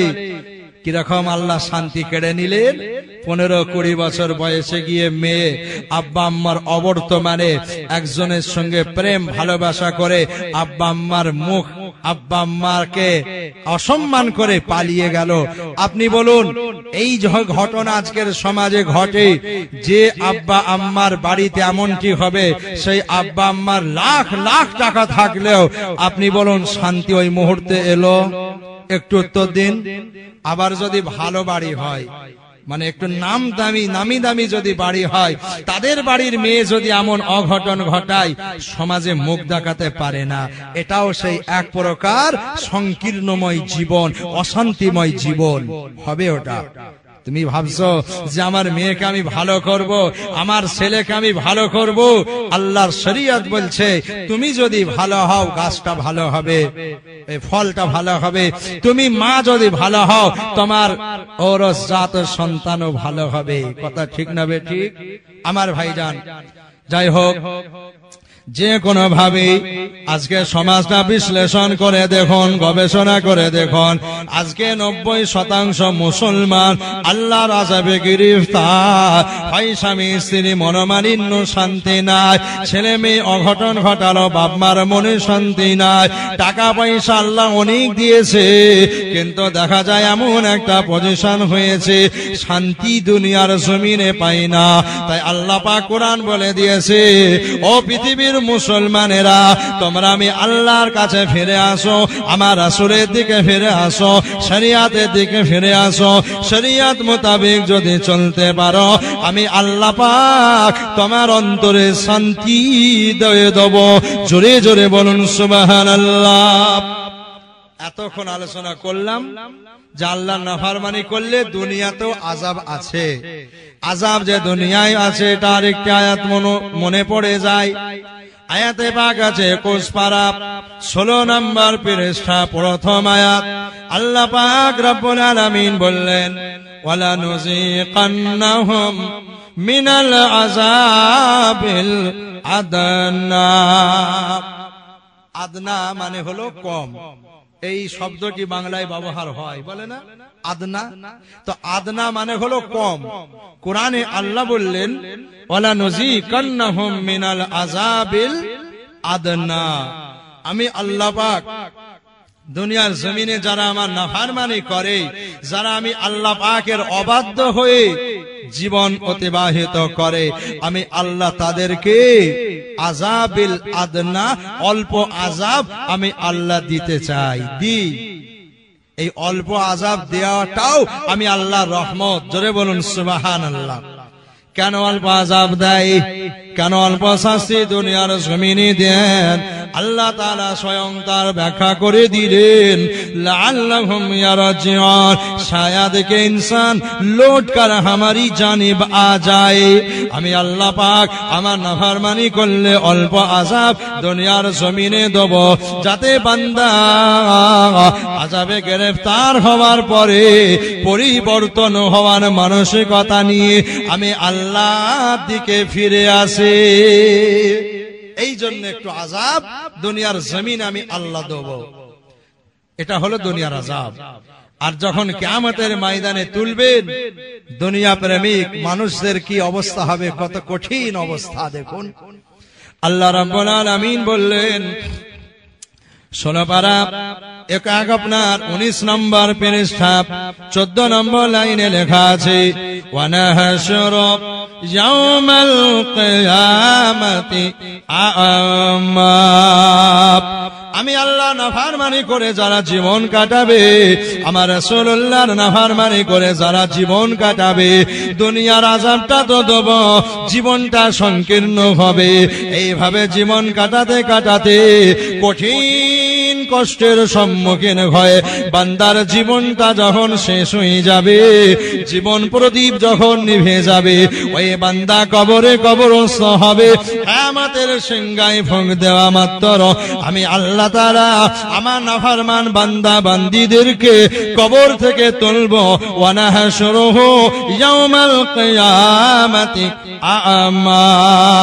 নাফরমানীদেরকে অন্ধ অবস্থায় কবরের জমিন থেকে আমি আল্লাহ ময়দানে মাহশারে আনব। বান্দা তখন অবাক হয়ে বলবে আল্লাহ অন্ধ করে কেন তোলা হলো? দুনিয়ার জমিনে তো দেখতে পেতাম, দুনিয়ার জমিনে আমার চোখ ছিল, আমার দৃষ্টি শক্তি ছিল।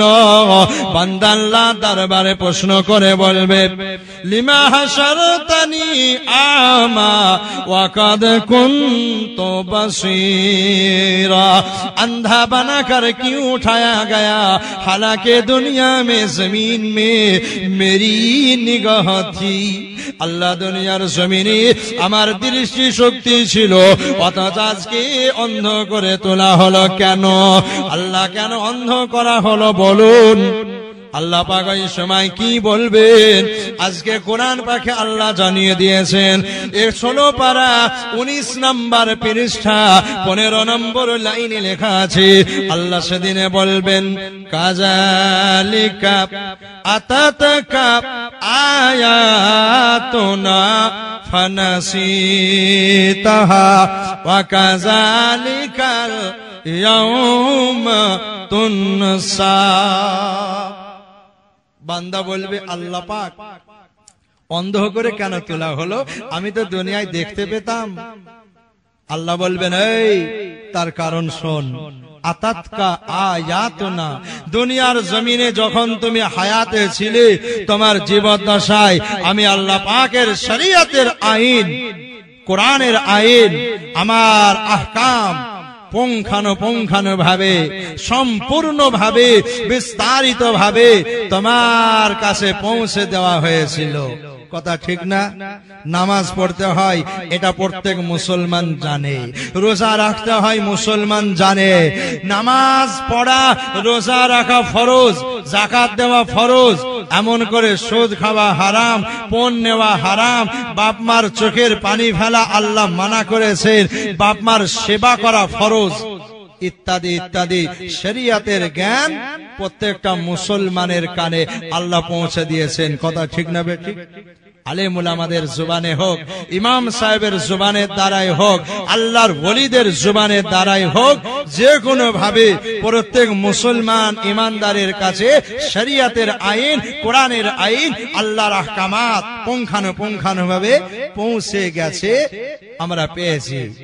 পাওয়ার পরেও আমল নাই, পাওয়ার পরেও আমল করেননি, তাই আল্লাহ সেদিন একটু স্মরণ করিয়ে দেবেন। এই আতাতকা আয়াতুনা, हमारी आयते, हमारी निशानियां तुम्हारे पास पहुंच गए थी, सब अहकाम তোমার কাছে পৌঁছে গিয়েছিল, ফানাসি তাহা, কিন্তু তুমি উপেক্ষা করে, অবমাননা করে, আমি আল্লাহর হুকুমকে তুমি অমান্য করে জীবন কাটিয়েছো।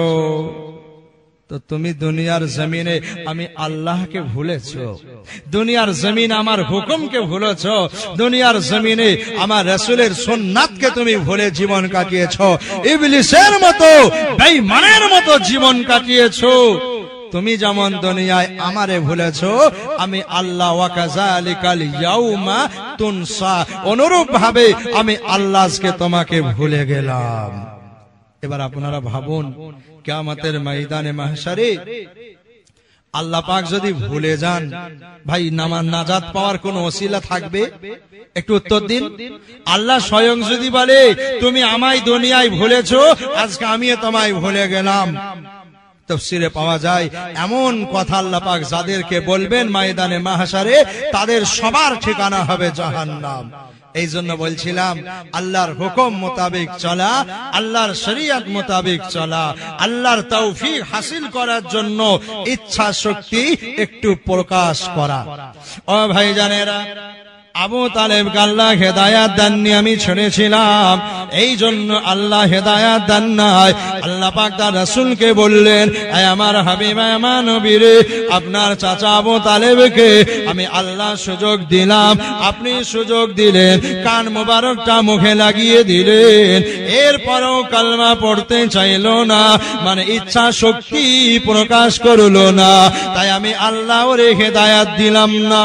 আর একটু আগে আসুন নবী নূহ আলাইহিস সালাতু ওয়াস সালামের কথা কোরআন শরীফে 12 পারা 5 নম্বর পৃষ্ঠা থেকে বলি শুনুন। ও ভাইজানেরা, বন্যা আরম্ভ হলো, তাম পৃথিবীর জমিনটা প্লাবিত হলো। আল্লাহর নবী হযরত নূহ আলাইহিস সালাতু ওয়াস সালাম তার 80 জন উম্মতিকে নিয়ে, কোন কোন বর্ণনায় পাওয়া যায় 40 জন উম্মতিকে নিয়ে আল্লাহর হুকুমে কাশতিতে আরোহণ করলেন, কাশতিতে উঠে পড়লেন।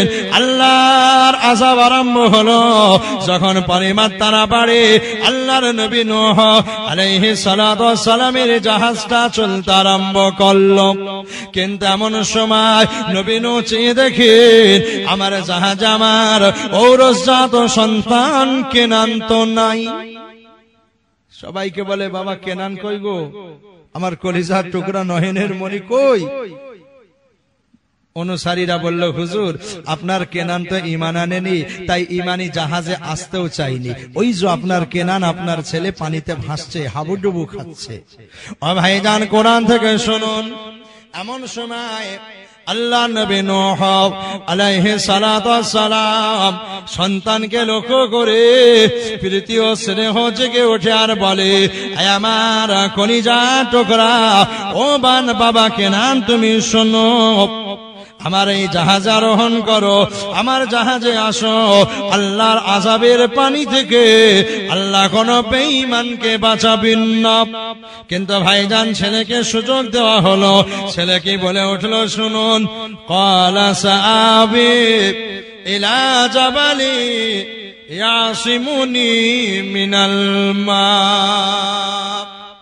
ছেলে বলে উঠল, আব্বাজান আপনার ওই জাহাজে উঠার কোনো প্রয়োজন আমি মনে করি না। সাবি ইলা জাবালি ইয়াসিমুনি মিনাল মা। আপনি তো জানেন আমি সাঁতার কাটতে পারি, আমি ভালো সাঁতার কাটতে কাটতে ওই উঁচু পাহাড়ে উঠে যাব। আমি আপনাকে বলে দিতে চাই, আল্লাহর আযাবের পানি ওই পাহাড় পর্যন্ত পৌঁছবে না। আমার ভাইজান ছেলে যখন আব্বার কথা মানলো না, বারবার আব্বা বললেন, ও বাবা কেনান শুনে রাখো, তুমি ইবলিসের ধোঁকায় পড়ে আছো বাবা। আল্লাহর আযাবের পানির থেকে আজকের কোন বেঈমান নাজাত নিষ্কৃতি পাবে না। যখন বারবার বলা হলো, তাফসীরে পাওয়া যায় 10 বার ছেলেকে সম্বোধন করে বলল, এসো আমার জাহাজে চলে আসো। ছেলে বারবার বলে সাঁতার কেটে পাহাড়ে উঠে যাব। আল্লাহ পাক ওই সময় জিবরিল আমিনকে বললেন, যাও যাও চলে যাও, আমি আল্লাহ হেদায়েতের মালিক, তবে হেদায়েত পাওয়ার জন্য ইচ্ছা শক্তি প্রকাশ না করলে আমি আল্লাহ হেদায়েত দিই না। কিন্তু কেনান তো ইচ্ছা শক্তি প্রকাশ করলো না, উপরন্ত নবীর কথার উপরে বিশ্বাস করছে না। তাই তুমি চলে যাও, পিতার পুত্রের মাঝখানে আমি আল্লাহর আযাবের পানিটাকে একটু উঁচু করো। ও ভাইজান জিবরিল আমিন চলে এলেন, আল্লাহর হুকুমে পিতার পুত্রের মাঝখানের পানিটাকে বিশাল উঁচু ঢেউ রূপান্তরিত করে দেন।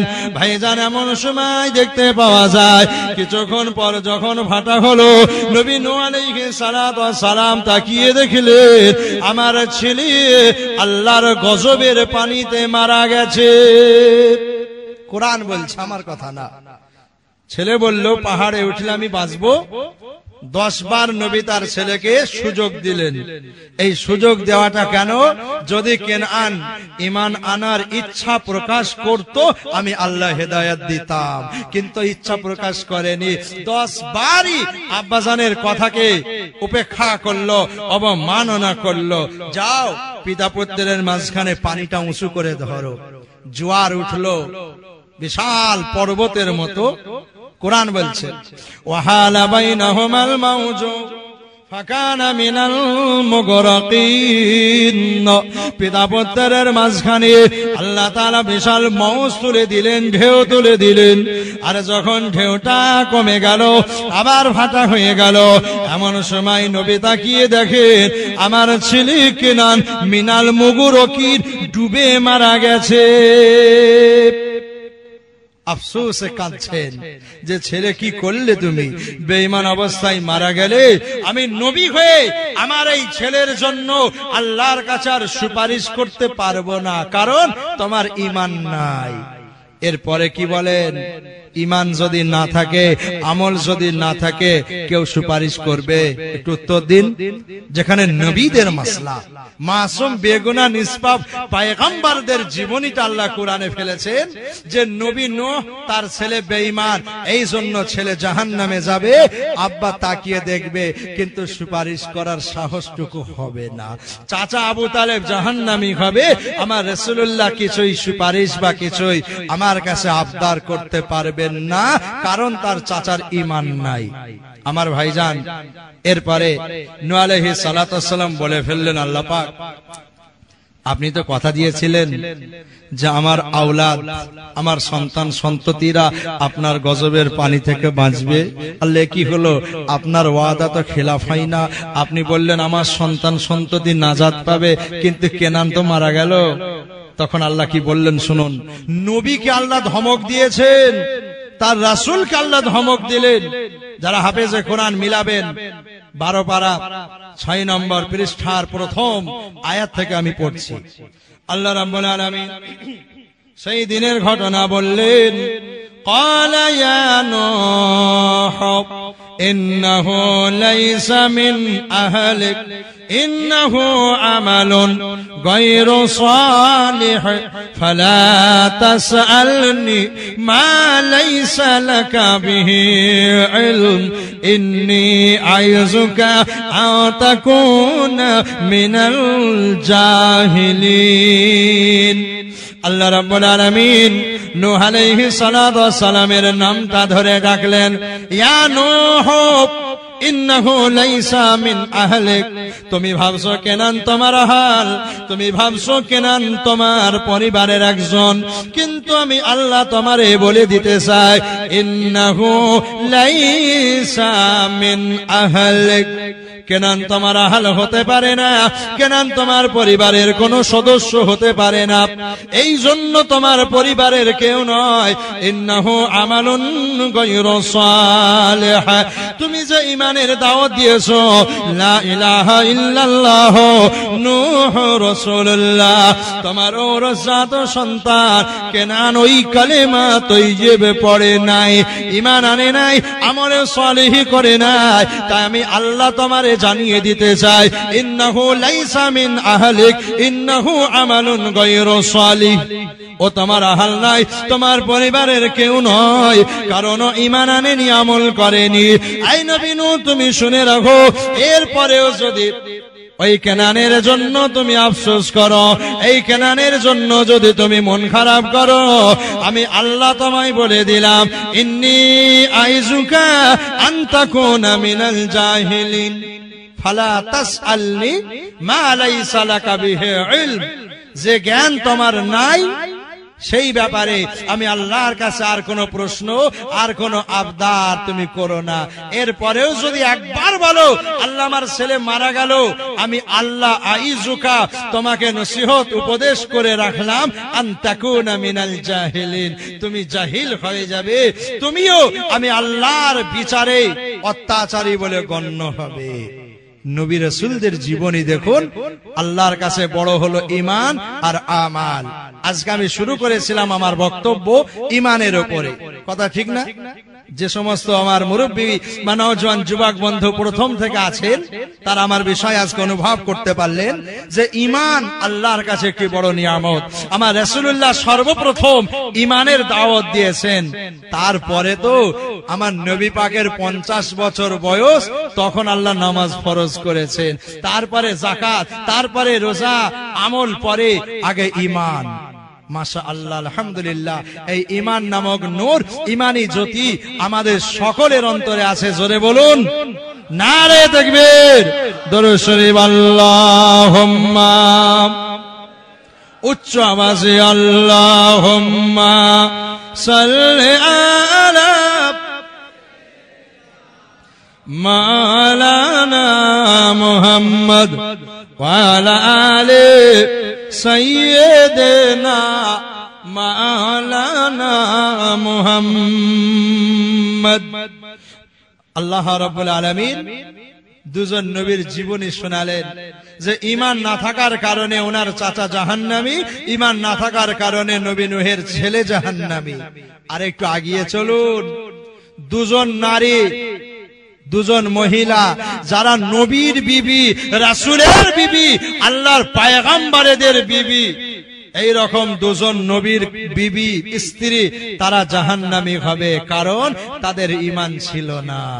কোরআন বলছে 28 পারা 20 নম্বর পৃষ্ঠার মধ্যে পাওয়া যায়, আল্লাহ রাব্বুল আলামিন বললেন, দরাবাল্লাহু مثلا للذين كفروا امرأة نوح وامرأة لوط كانتا تحت عبدين من عبادنا صالحين فخانتاهما فلم يغنيا عنهما من الله شيئا وقيل ادخلا النار مع الداخلين। একজন নবীর নাম হলো নূহ, আর একজন নবীর নাম হলো লূত। এই দুইজন নবী এদের বিবিরা বেঈমান ইমানদার নয়।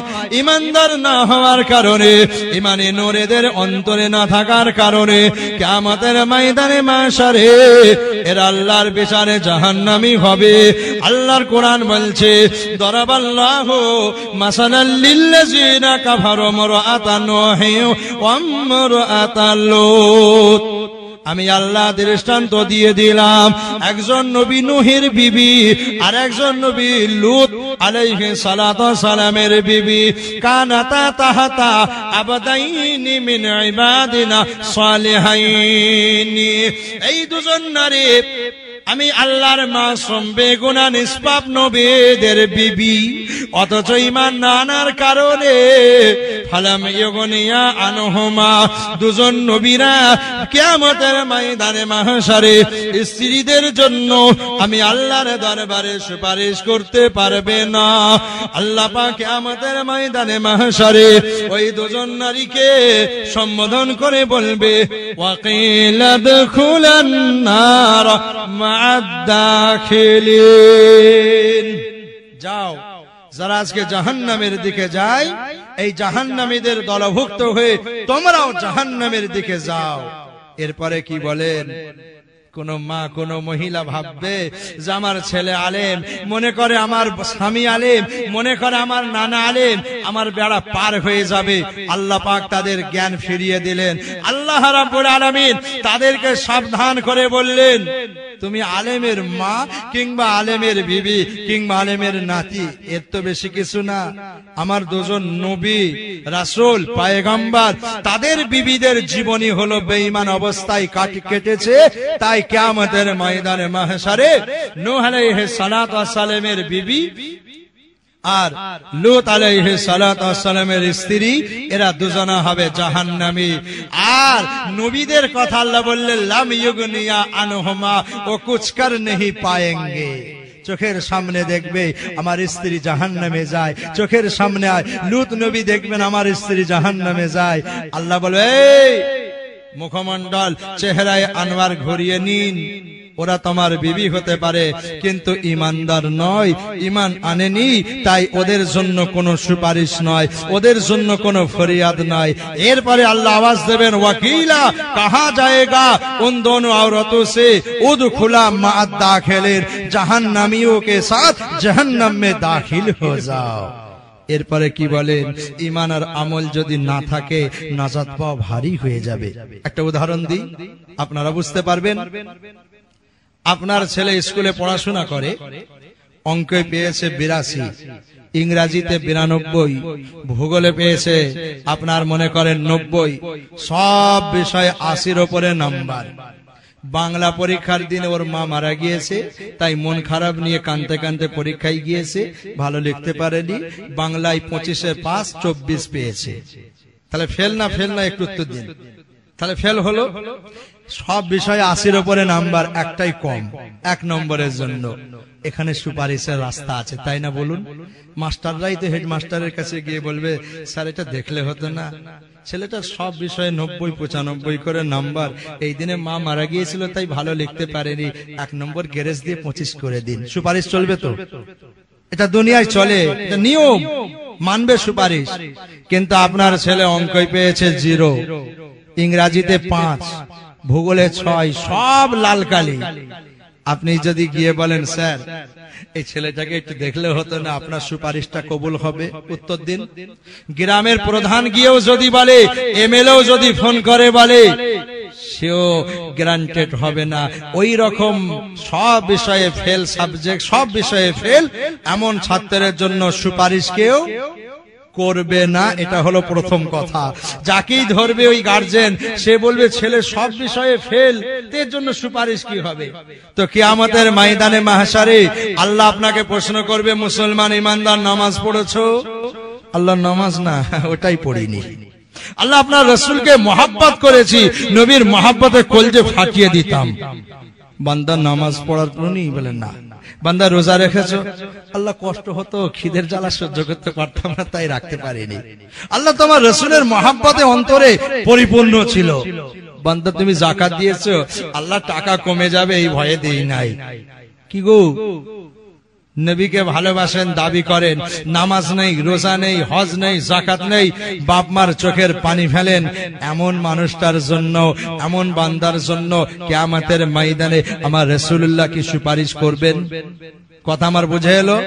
হ্যাঁ, নামাজ পড়েছেন, রোজা রেখেছেন, যাকাত দিয়েছেন, সব ভালো কাজ করেছেন, পড়ার মতো পড়তে পারেননি, যেভাবে ডাকলে আল্লাহ খুশি হতো সেইভাবে ডাকতে পারেননি, আমার নবীজি সুপারিশ করবেন। জোরে বলুন সুবহানাল্লাহ।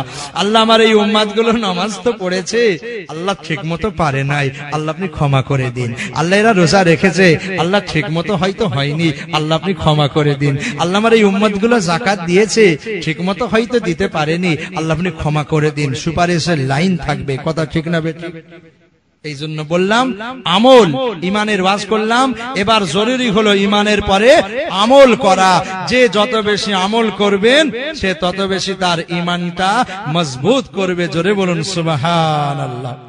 কিয়ামতের ময়দানে মাশারে আল্লাহর হাবিব আল্লাহ রাসূলকে আল্লাহ পাক রব্বুল আলামিন এক সময় বলবে, আয় আমার হাবিব আমার নবী রে, খাব্বা খাব্বা, একদল উম্মতেরা আমার রাসূলুল্লাহ হাউজে কাউসারে পানি পান করাবেন, একদল গুনাহগার উম্মতেরা যাবে আমার রাসূলুল্লাহ সাল্লাল্লাহু আলাইহি ওয়াসাল্লাম পানি পান করাবে, কিন্তু একদল মুসলমান এমন যাবে, একদল উম্মতি এমন যাবে যারা দুনিয়ার জমিনে শিরক করেছিল, বেদাত করেছিল, নিফাক করেছিল, চগলখড়ি করেছিল, মুনাফিকি করেছিল, এর কথা ওকে লাগিয়ে ওর কথা আরেকজনকে লাগিয়ে পরিবারে অশান্তি সৃষ্টি করেছিল। এরকম মুনাফিক, এই রকম যারা নাকি পাপী, কিয়ামতের ময়দানে মাশারে আমার রাসূলুল্লাহ হাউজে কাউসার হাতে দাঁড়িয়ে এরা যখন পান করতে যাবে, আল্লাহ তাআলা আমার রাসূলুল্লাহকে বলবে, খাব্বা খাব্বা ইয়া মুহাম্মদ, আয় আমার হাবিব আমার নবী রে, এই উম্মতি গুলোকে তাড়িয়ে দিন। আমার নবীজি কেঁদে ফেলবেন, আল্লাহ এরা আমার উম্মতি, আমি কেমন করে তাড়িয়ে দেব? আল্লাহ বলবেন, হে নবী আপনি শুনে রাখুন, এরা আপনার উম্মতি তো ছিল, কিন্তু এরা আপনার ইন্তেকালের পরে এরা যখন দুনিয়ার জমিনে জীবন যাপন করেছিল, এরা শিরক করেছিল, বেদাত করেছিল, নিফাকের মতো কাজ করেছিল। তাই আজকে আমি আল্লাহ বলে দিই, এরা তোমার হলেও তোমার নয়। আমি এরকম মৌলবী দুদিকের ওয়াজ করব। একদিকে যেমন আমার রাসূলুল্লাহ সুপারিশ সর্বপ্রথম আল্লাহ কবুল করবেন, জোরে বলুন সুবহানাল্লাহ। ওই সুপারিশ পাওয়ার জন্য শিরক থেকে বাঁচতে হবে, বেদাত থেকে বাঁচতে হবে, নিফাক থেকে বাঁচতে হবে। কথা ঠিক না বেঠিক? সন্তান আল্লাহ দিতে পারেন, আল্লাহ ছাড়া কেউ সন্তান দিতে উত্তর দেন পারে না।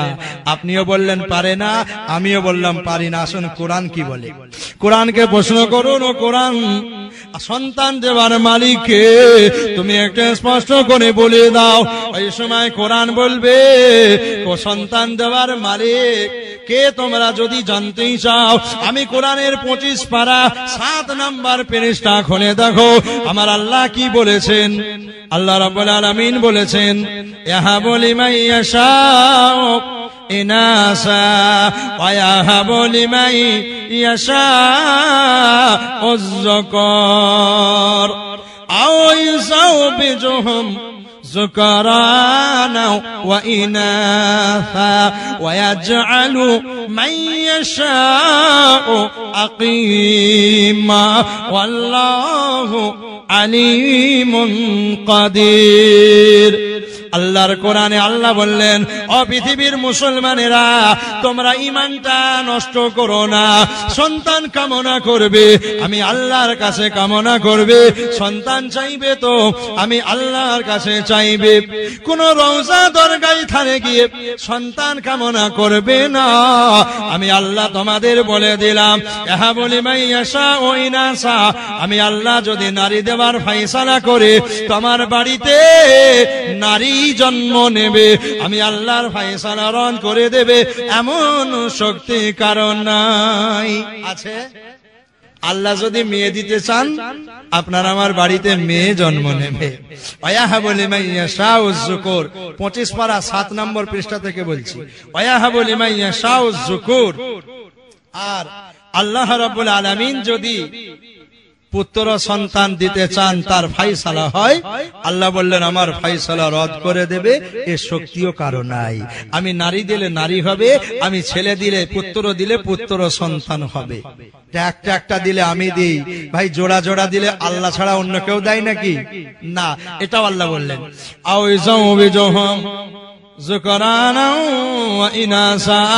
আমার বান্দা বান্দিরা শুনে রাখো, আমি আল্লাহ যেমন একটা একটা দিতে পারি দিই, অনুরূপ ভাবে আমি আল্লাহ জোড়া জোড়া দিই। তবে হ্যাঁ, জোড়া জোড়া তিন প্রকার হয়। কখনো দেখা যায় কারো বাড়িতে যমজ সন্তান দেখা গেল দুটোই নারী, আবার যমজ সন্তান দেখা গেল দুটোই নর, আবার দেখা যায় যমজ সন্তান একটা নর আর একটা নারী। আল্লাহ বললেন একটা দিলেও আমার দেওয়া, আর দুটো দিলেও আমার দেওয়া, আমি ব্যতীত আর কেউ দিতে পারে না। সুতরাং মুসলমান, কোনদিন তোমরা রওজায় গিয়ে, মাজারে গিয়ে, থানে দিয়ে তোমরা সন্তান কামনা করবে না। চাইবে তো আমার কাছে চাইবে। আমার ভাইজান, এমন করে নবী জাকারিয়া আলাইহিস সালাতু ওয়াস সালামের কথা আল্লাহ কোরআনে বলেছেন। চাহার শাহিদানের ওয়াজের আমার ক্যাসেট আছে, বাজারে পাওয়া যায়। আল্লাহকে ডাকলে ডাকার মতো ডাকলে আল্লাহ শোনেন, ওই ক্যাসেটের জীবনী আছে। তো নবী জাকারিয়া আলাইহিস সালাতু ওয়াস সালামের দৃষ্টান্ত আল্লাহ দিলেন। এখানে নীতি বললেন যে একটা দিলে আমি দিই, নর দিলে আমি দিই, নারী দিলে আমি দিই। জবল অর্থাৎ দুটো নর দিলেও আমার দেওয়া, দুটো নারী দিলেও আমার দেওয়া, একটা নর একটা নারী আমারই দেওয়া। আর আমি আল্লাহ যদি না দিতে চাই, আর আমি আল্লাহ যদি না দিতে চাই, আমি আল্লাহর ফায়সালা যদি নিঃসন্তানের হয়, সারা জীবন মাথা করে মরলেও আমি আল্লাহ যদি না দিই, তোমায় সন্তান দিতে কেউ পারবে না। ও ভাইজান, এই নীতির উপরে আল্লাহ তাআলা এক্সাম্পল দিলেন, উদাহরণ দৃষ্টান্ত দিলেন। আমার নবী জাকারিয়া আলাইহিস সালাতু ওয়াস সালাম আমি আল্লাহ পাকের দরবারে সন্তান চাইলেন 80 বছর বয়সে। 1-2 বছর নয়, 80 বছর বৃদ্ধ অবস্থায় বললেন আল্লাহ আপনি আমারে সন্তান দিন। নবী জাকারিয়ার ভাষা কি ছিল কোরআন থেকে শুনুন। সূরা মারিয়াম 16 পারা 4 নম্বর পৃষ্ঠা, সূরা মারিয়ামের 3 নম্বর আয়াতে পাওয়া যায়, ইজনাদা রাব্বাহু নিদাআন খাফিয়া। মনে মনে আল্লাহ রাব্বুল আলামিনকে ডেকে বললেন, ক্বালা রাব্বি ইন্নী ওয়াহানাল আযমু মিন্নি ওয়াসতা'আলার রাসু শাইবা ওয়া লাম আকুম বিদুআইকা রাব্বি শাকিয়া। নবী জাকারিয়া বিনয়ীর সঙ্গে বললেন, আয় রাব্বুল আলামিন, ইন্নী ওয়াহানাল আযমু মিন্নি, 80 বছর বয়স হয়ে যাবার কারণে, আমি বার্ধক্য অবস্থায় পৌঁছে যাবার কারণে আমার আর কোনো শক্তি নাই, আমার হাড়ের ক্ষমতা কমে গিয়েছে, দুর্বল হয়ে গিয়েছে। ওয়াসতালার রাসু শাইবা, বার্ধক্যের ছাপ আমার মাথায় পরিলক্ষিত হয়েছে, মাথার চুলগুলো সাদা হয়ে গিয়েছে। ওয়ালামাকুম বিদুআইকা রাব্বি শাকিয়া, আল্লাহ আমি নবী রাসূল হওয়ার কারণে আমার শরীর দুর্বল হলো, মাথার চুলগুলো সাদা হলো, কিন্তু আমার ঈমান দুর্বল হয়নি। জোরে জোরে বলুন সুবহানাল্লাহ। আল্লাহুম্মা সাল্লি আলা ওয়া আলা আলি। আল্লাহ আমায় ছেলে দাও। আল্লাহ বললেন আমি ছাড়া তো কেউ দিতে পারে না। তাই আমার নবী 80 বছরে গিয়ে আমার কাছেই চাইলেন, আল্লাহ তুমি দাও, তুমি ছাড়া কেউ দিতে পারবে না, দিতে পারে না।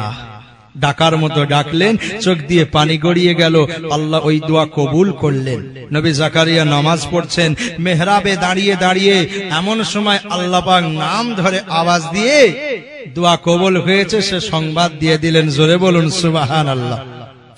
সূরা মারিয়াম 16 পারা 4 নম্বর পৃষ্ঠা, সূরা মারিয়ামে আল্লাহ রাব্বুল আলামিন আয়াত নাযিল করলেন, ইয়া জাকারিয়া ইন্না নুবাশশিরুকা বিগুলামিন ইসমুহু ইয়াহইয়া লাম নাজআল লাহু মিন ক্বাবলু সামিয়্যা।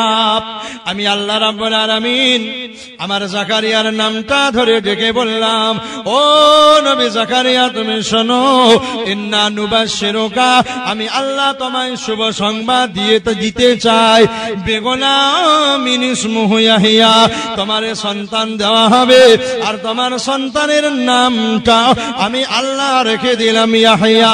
জোরে জোরে বলুন সুবহানাল্লাহ, নারে তাকবীর। চিন্তা করেন, ডাকার মতো ডাক আল্লাহ দিলেন। আল্লাহ ছেলে দাও, আল্লাহ কি বললেন, ইয়া জাকারিয়া ইন্না নুবাশশিরুকা বিগুলাম। এক লড়কে কি খুশখবরি শুনলো, ওই ছেলেটার নাম হবে ইয়াহইয়া। আর ওই নামটা কেমন নতুনত্ব নাম, লাম নাজআল লাহু মিন ক্বাবলু সামিয়্যা। ইতিপূর্বে মানে ওনার সন্তান হওয়ার আগে এই নাম নবী জাকারিয়া আলাইহিস সালাতু ওয়াস সালামের সন্তানের রাখার পূর্বে আল্লাহ বললেন পৃথিবীর কোন মানুষের এই নাম রাখা হয়নি। জোরে বলুন সুবহানাল্লাহ। চাইলেন সন্তান, আল্লাহ বেশি দিলেন, ছেলেও দিলেন, আল্লাহর নামও রেখে দিলেন। আর এমন একটা নাম আল্লাহ বললেন, এই জাকারিয়া তোমার নামটা ইয়াহইয়া রাখো। তার কারণ হলো নাম নাজআল লাহু মিন ক্বাবলু সামিয়্যা, এই নাম ইতিপূর্বে কারও রাখা হয়নি। পৃথিবীর সর্বপ্রথম ইয়াহইয়া নাম হবে তোমার ঔরসজাত সন্তানের। তাহলে আল্লাহ বললেন সন্তান দিতে পারি একমাত্র আমি আল্লাহ। ইমানদারদের ইমান আল্লাহ ঠিক রাখতে বললেন, তাই এই ঘটনা বলে ইমানদারদেরকে আল্লাহ সচেতন করলেন, খবরদার সন্তান যত দিন নাই হোক না কেন, কোনদিন কোন আমি আল্লাহ ব্যতীত কার কাছে সন্তান কামনা করবে না। 80 বছর পর্যন্ত জাকারিয়া অপেক্ষা করে আমার কাছে চাইলো, তোমার 80 বছর পর্যন্ত আমার উপরেই ভরসা করো। কথা ঠিক না বে ঠিক? সারা জীবন চাইবে তো আমার কাছে চাও, আমি দিতে পারি, আর আমি না দিলে কেউ দিতে পারে না। আমার ভাইজান, এই জন্য বলছিলাম কিয়ামতের ময়দানে মাশারে হাউজে কাউসারের পানি পান করাবেন আমার রাসূল পাক সাল্লাল্লাহু আলাইহি ওয়াসাল্লাম। এই রকম যারা মুশরিক, যারা আল্লাহ ছাড়া গায়রুল্লাহর নামে সন্তান চেয়েছে, আল্লাহ ছাড়া গায়রুল্লাহর নামে মানত করেছে, আল্লাহ ছাড়া গায়রুল্লাহর নামে মানসিক করেছে, এই রকম উম্মতেরা হাউজে কাউসারের সামনে যাবে পানি পান করার জন্য। আমার রাসূলুল্লাহকে আল্লাহ তাআলা বলবে, ইয়া মুহাম্মদ খাব্বা খাব্বা, ওদেরকে তাড়িয়ে দিন, ওদেরকে তাড়িয়ে দিন। ওরা আপনার উম্মত হতে পারে, কিন্তু ঈমানটা ওরা ঠিক রাখে নাই। শিরিক করেছিল, বেদাত করেছিল, নেফাক করেছিল। ও ভাইজান, তাই বলছিলাম ঈমান একটি নূর, ঈমান একটি জ্যোতি। তাই ঈমানি জ্যোতিটা যেন আমরা নষ্ট না করি। বলুন আলহামদুলিল্লাহ, সবাই বলুন আলহামদুলিল্লাহ। যাই হোক, আল্লাহ পাক রব্বুল আলামিন আজকের এই ঈমানি মাহফিল, ঈমানি মাজলিসে আমাদের সকলকে বসার তৌফিক দিয়েছেন। এটা আল্লাহ পাক রব্বুল আলামিনের একটি খাস রহমত। বলুন সুবহানাল্লাহ। এই যে কোরআন শরীফের ওয়াজ আপনারা শুনলেন, আল্লাহ শোনালেন, আমার পরে বক্তা নাজমে আলম ভাই আসবেন, উনিও শোনাবেন। আখেরি দোয়া আওলাদে রাসূল হুজুর কেবলা করবেন, তিনিও কোরআন হাদিসেরই কথা শোনাবেন। তাহলে এই মাহফিলে আপনারা বসলেন, সময় দিলেন বা দেবেন, এতে আপনারা লাভবান হলেন না ক্ষতিগ্রস্ত হলেন? একটু উত্তর দেবেন। লাভবান হলেন। কিন্তু কিছু ওয়াহাবি মৌলবী বার হয়েছে যারা বলে বেদাত। শরীয়তের ওয়াজ শুনলেন, কোরআন হাদিসের ওয়াজ শুনলেন, কোরআনের একটি আয়াতে 10টা নেকি। কটা নেকি বাবাজি? একটি আয়াতে, একটি অক্ষরে 10টা নেকি। তাহলে একটি আয়াতে যতগুলো অক্ষর থাকবে, ততগুলো অক্ষর ইনটু 10, যত সংখ্যা দাঁড়াবে ততগুলো নেকি পাওয়া যাবে। তা আমি যা আপনাদের খেদমতে আলোচনা করলাম, আমার ভাই এসেছেন আলোচনা করবেন, আপনারা সকলে ধীর স্থির ভাবে বসবেন, মনোযোগ সহকারে শুনবেন। আল্লাহ পাক আমাদের সকলের ঈমান নামক নূর, ঈমান নামক জ্যোতিটা যেন বৃদ্ধি করে দেন। জোরে বলুন আল্লাহুম্মা আমিন। জোরে বলুন আল্লাহুম্মা আমিন। আমার বলার মধ্যে, ভঙ্গিমার মধ্যে যদি আপনারা মনে প্রাণে ব্যথা পেয়ে থাকেন, আল্লাহর রাস্তায় ক্ষমা করবেন। আমি আপনাদেরই ঘরের সন্তান, বিদায় নিলাম। সকলে আমার জন্য দোয়া করবেন, আমিও আপনাদের জন্য দোয়া করব। আসসালামু আলাইকুম। দরুদ শরীফ। আল্লাহুম্মা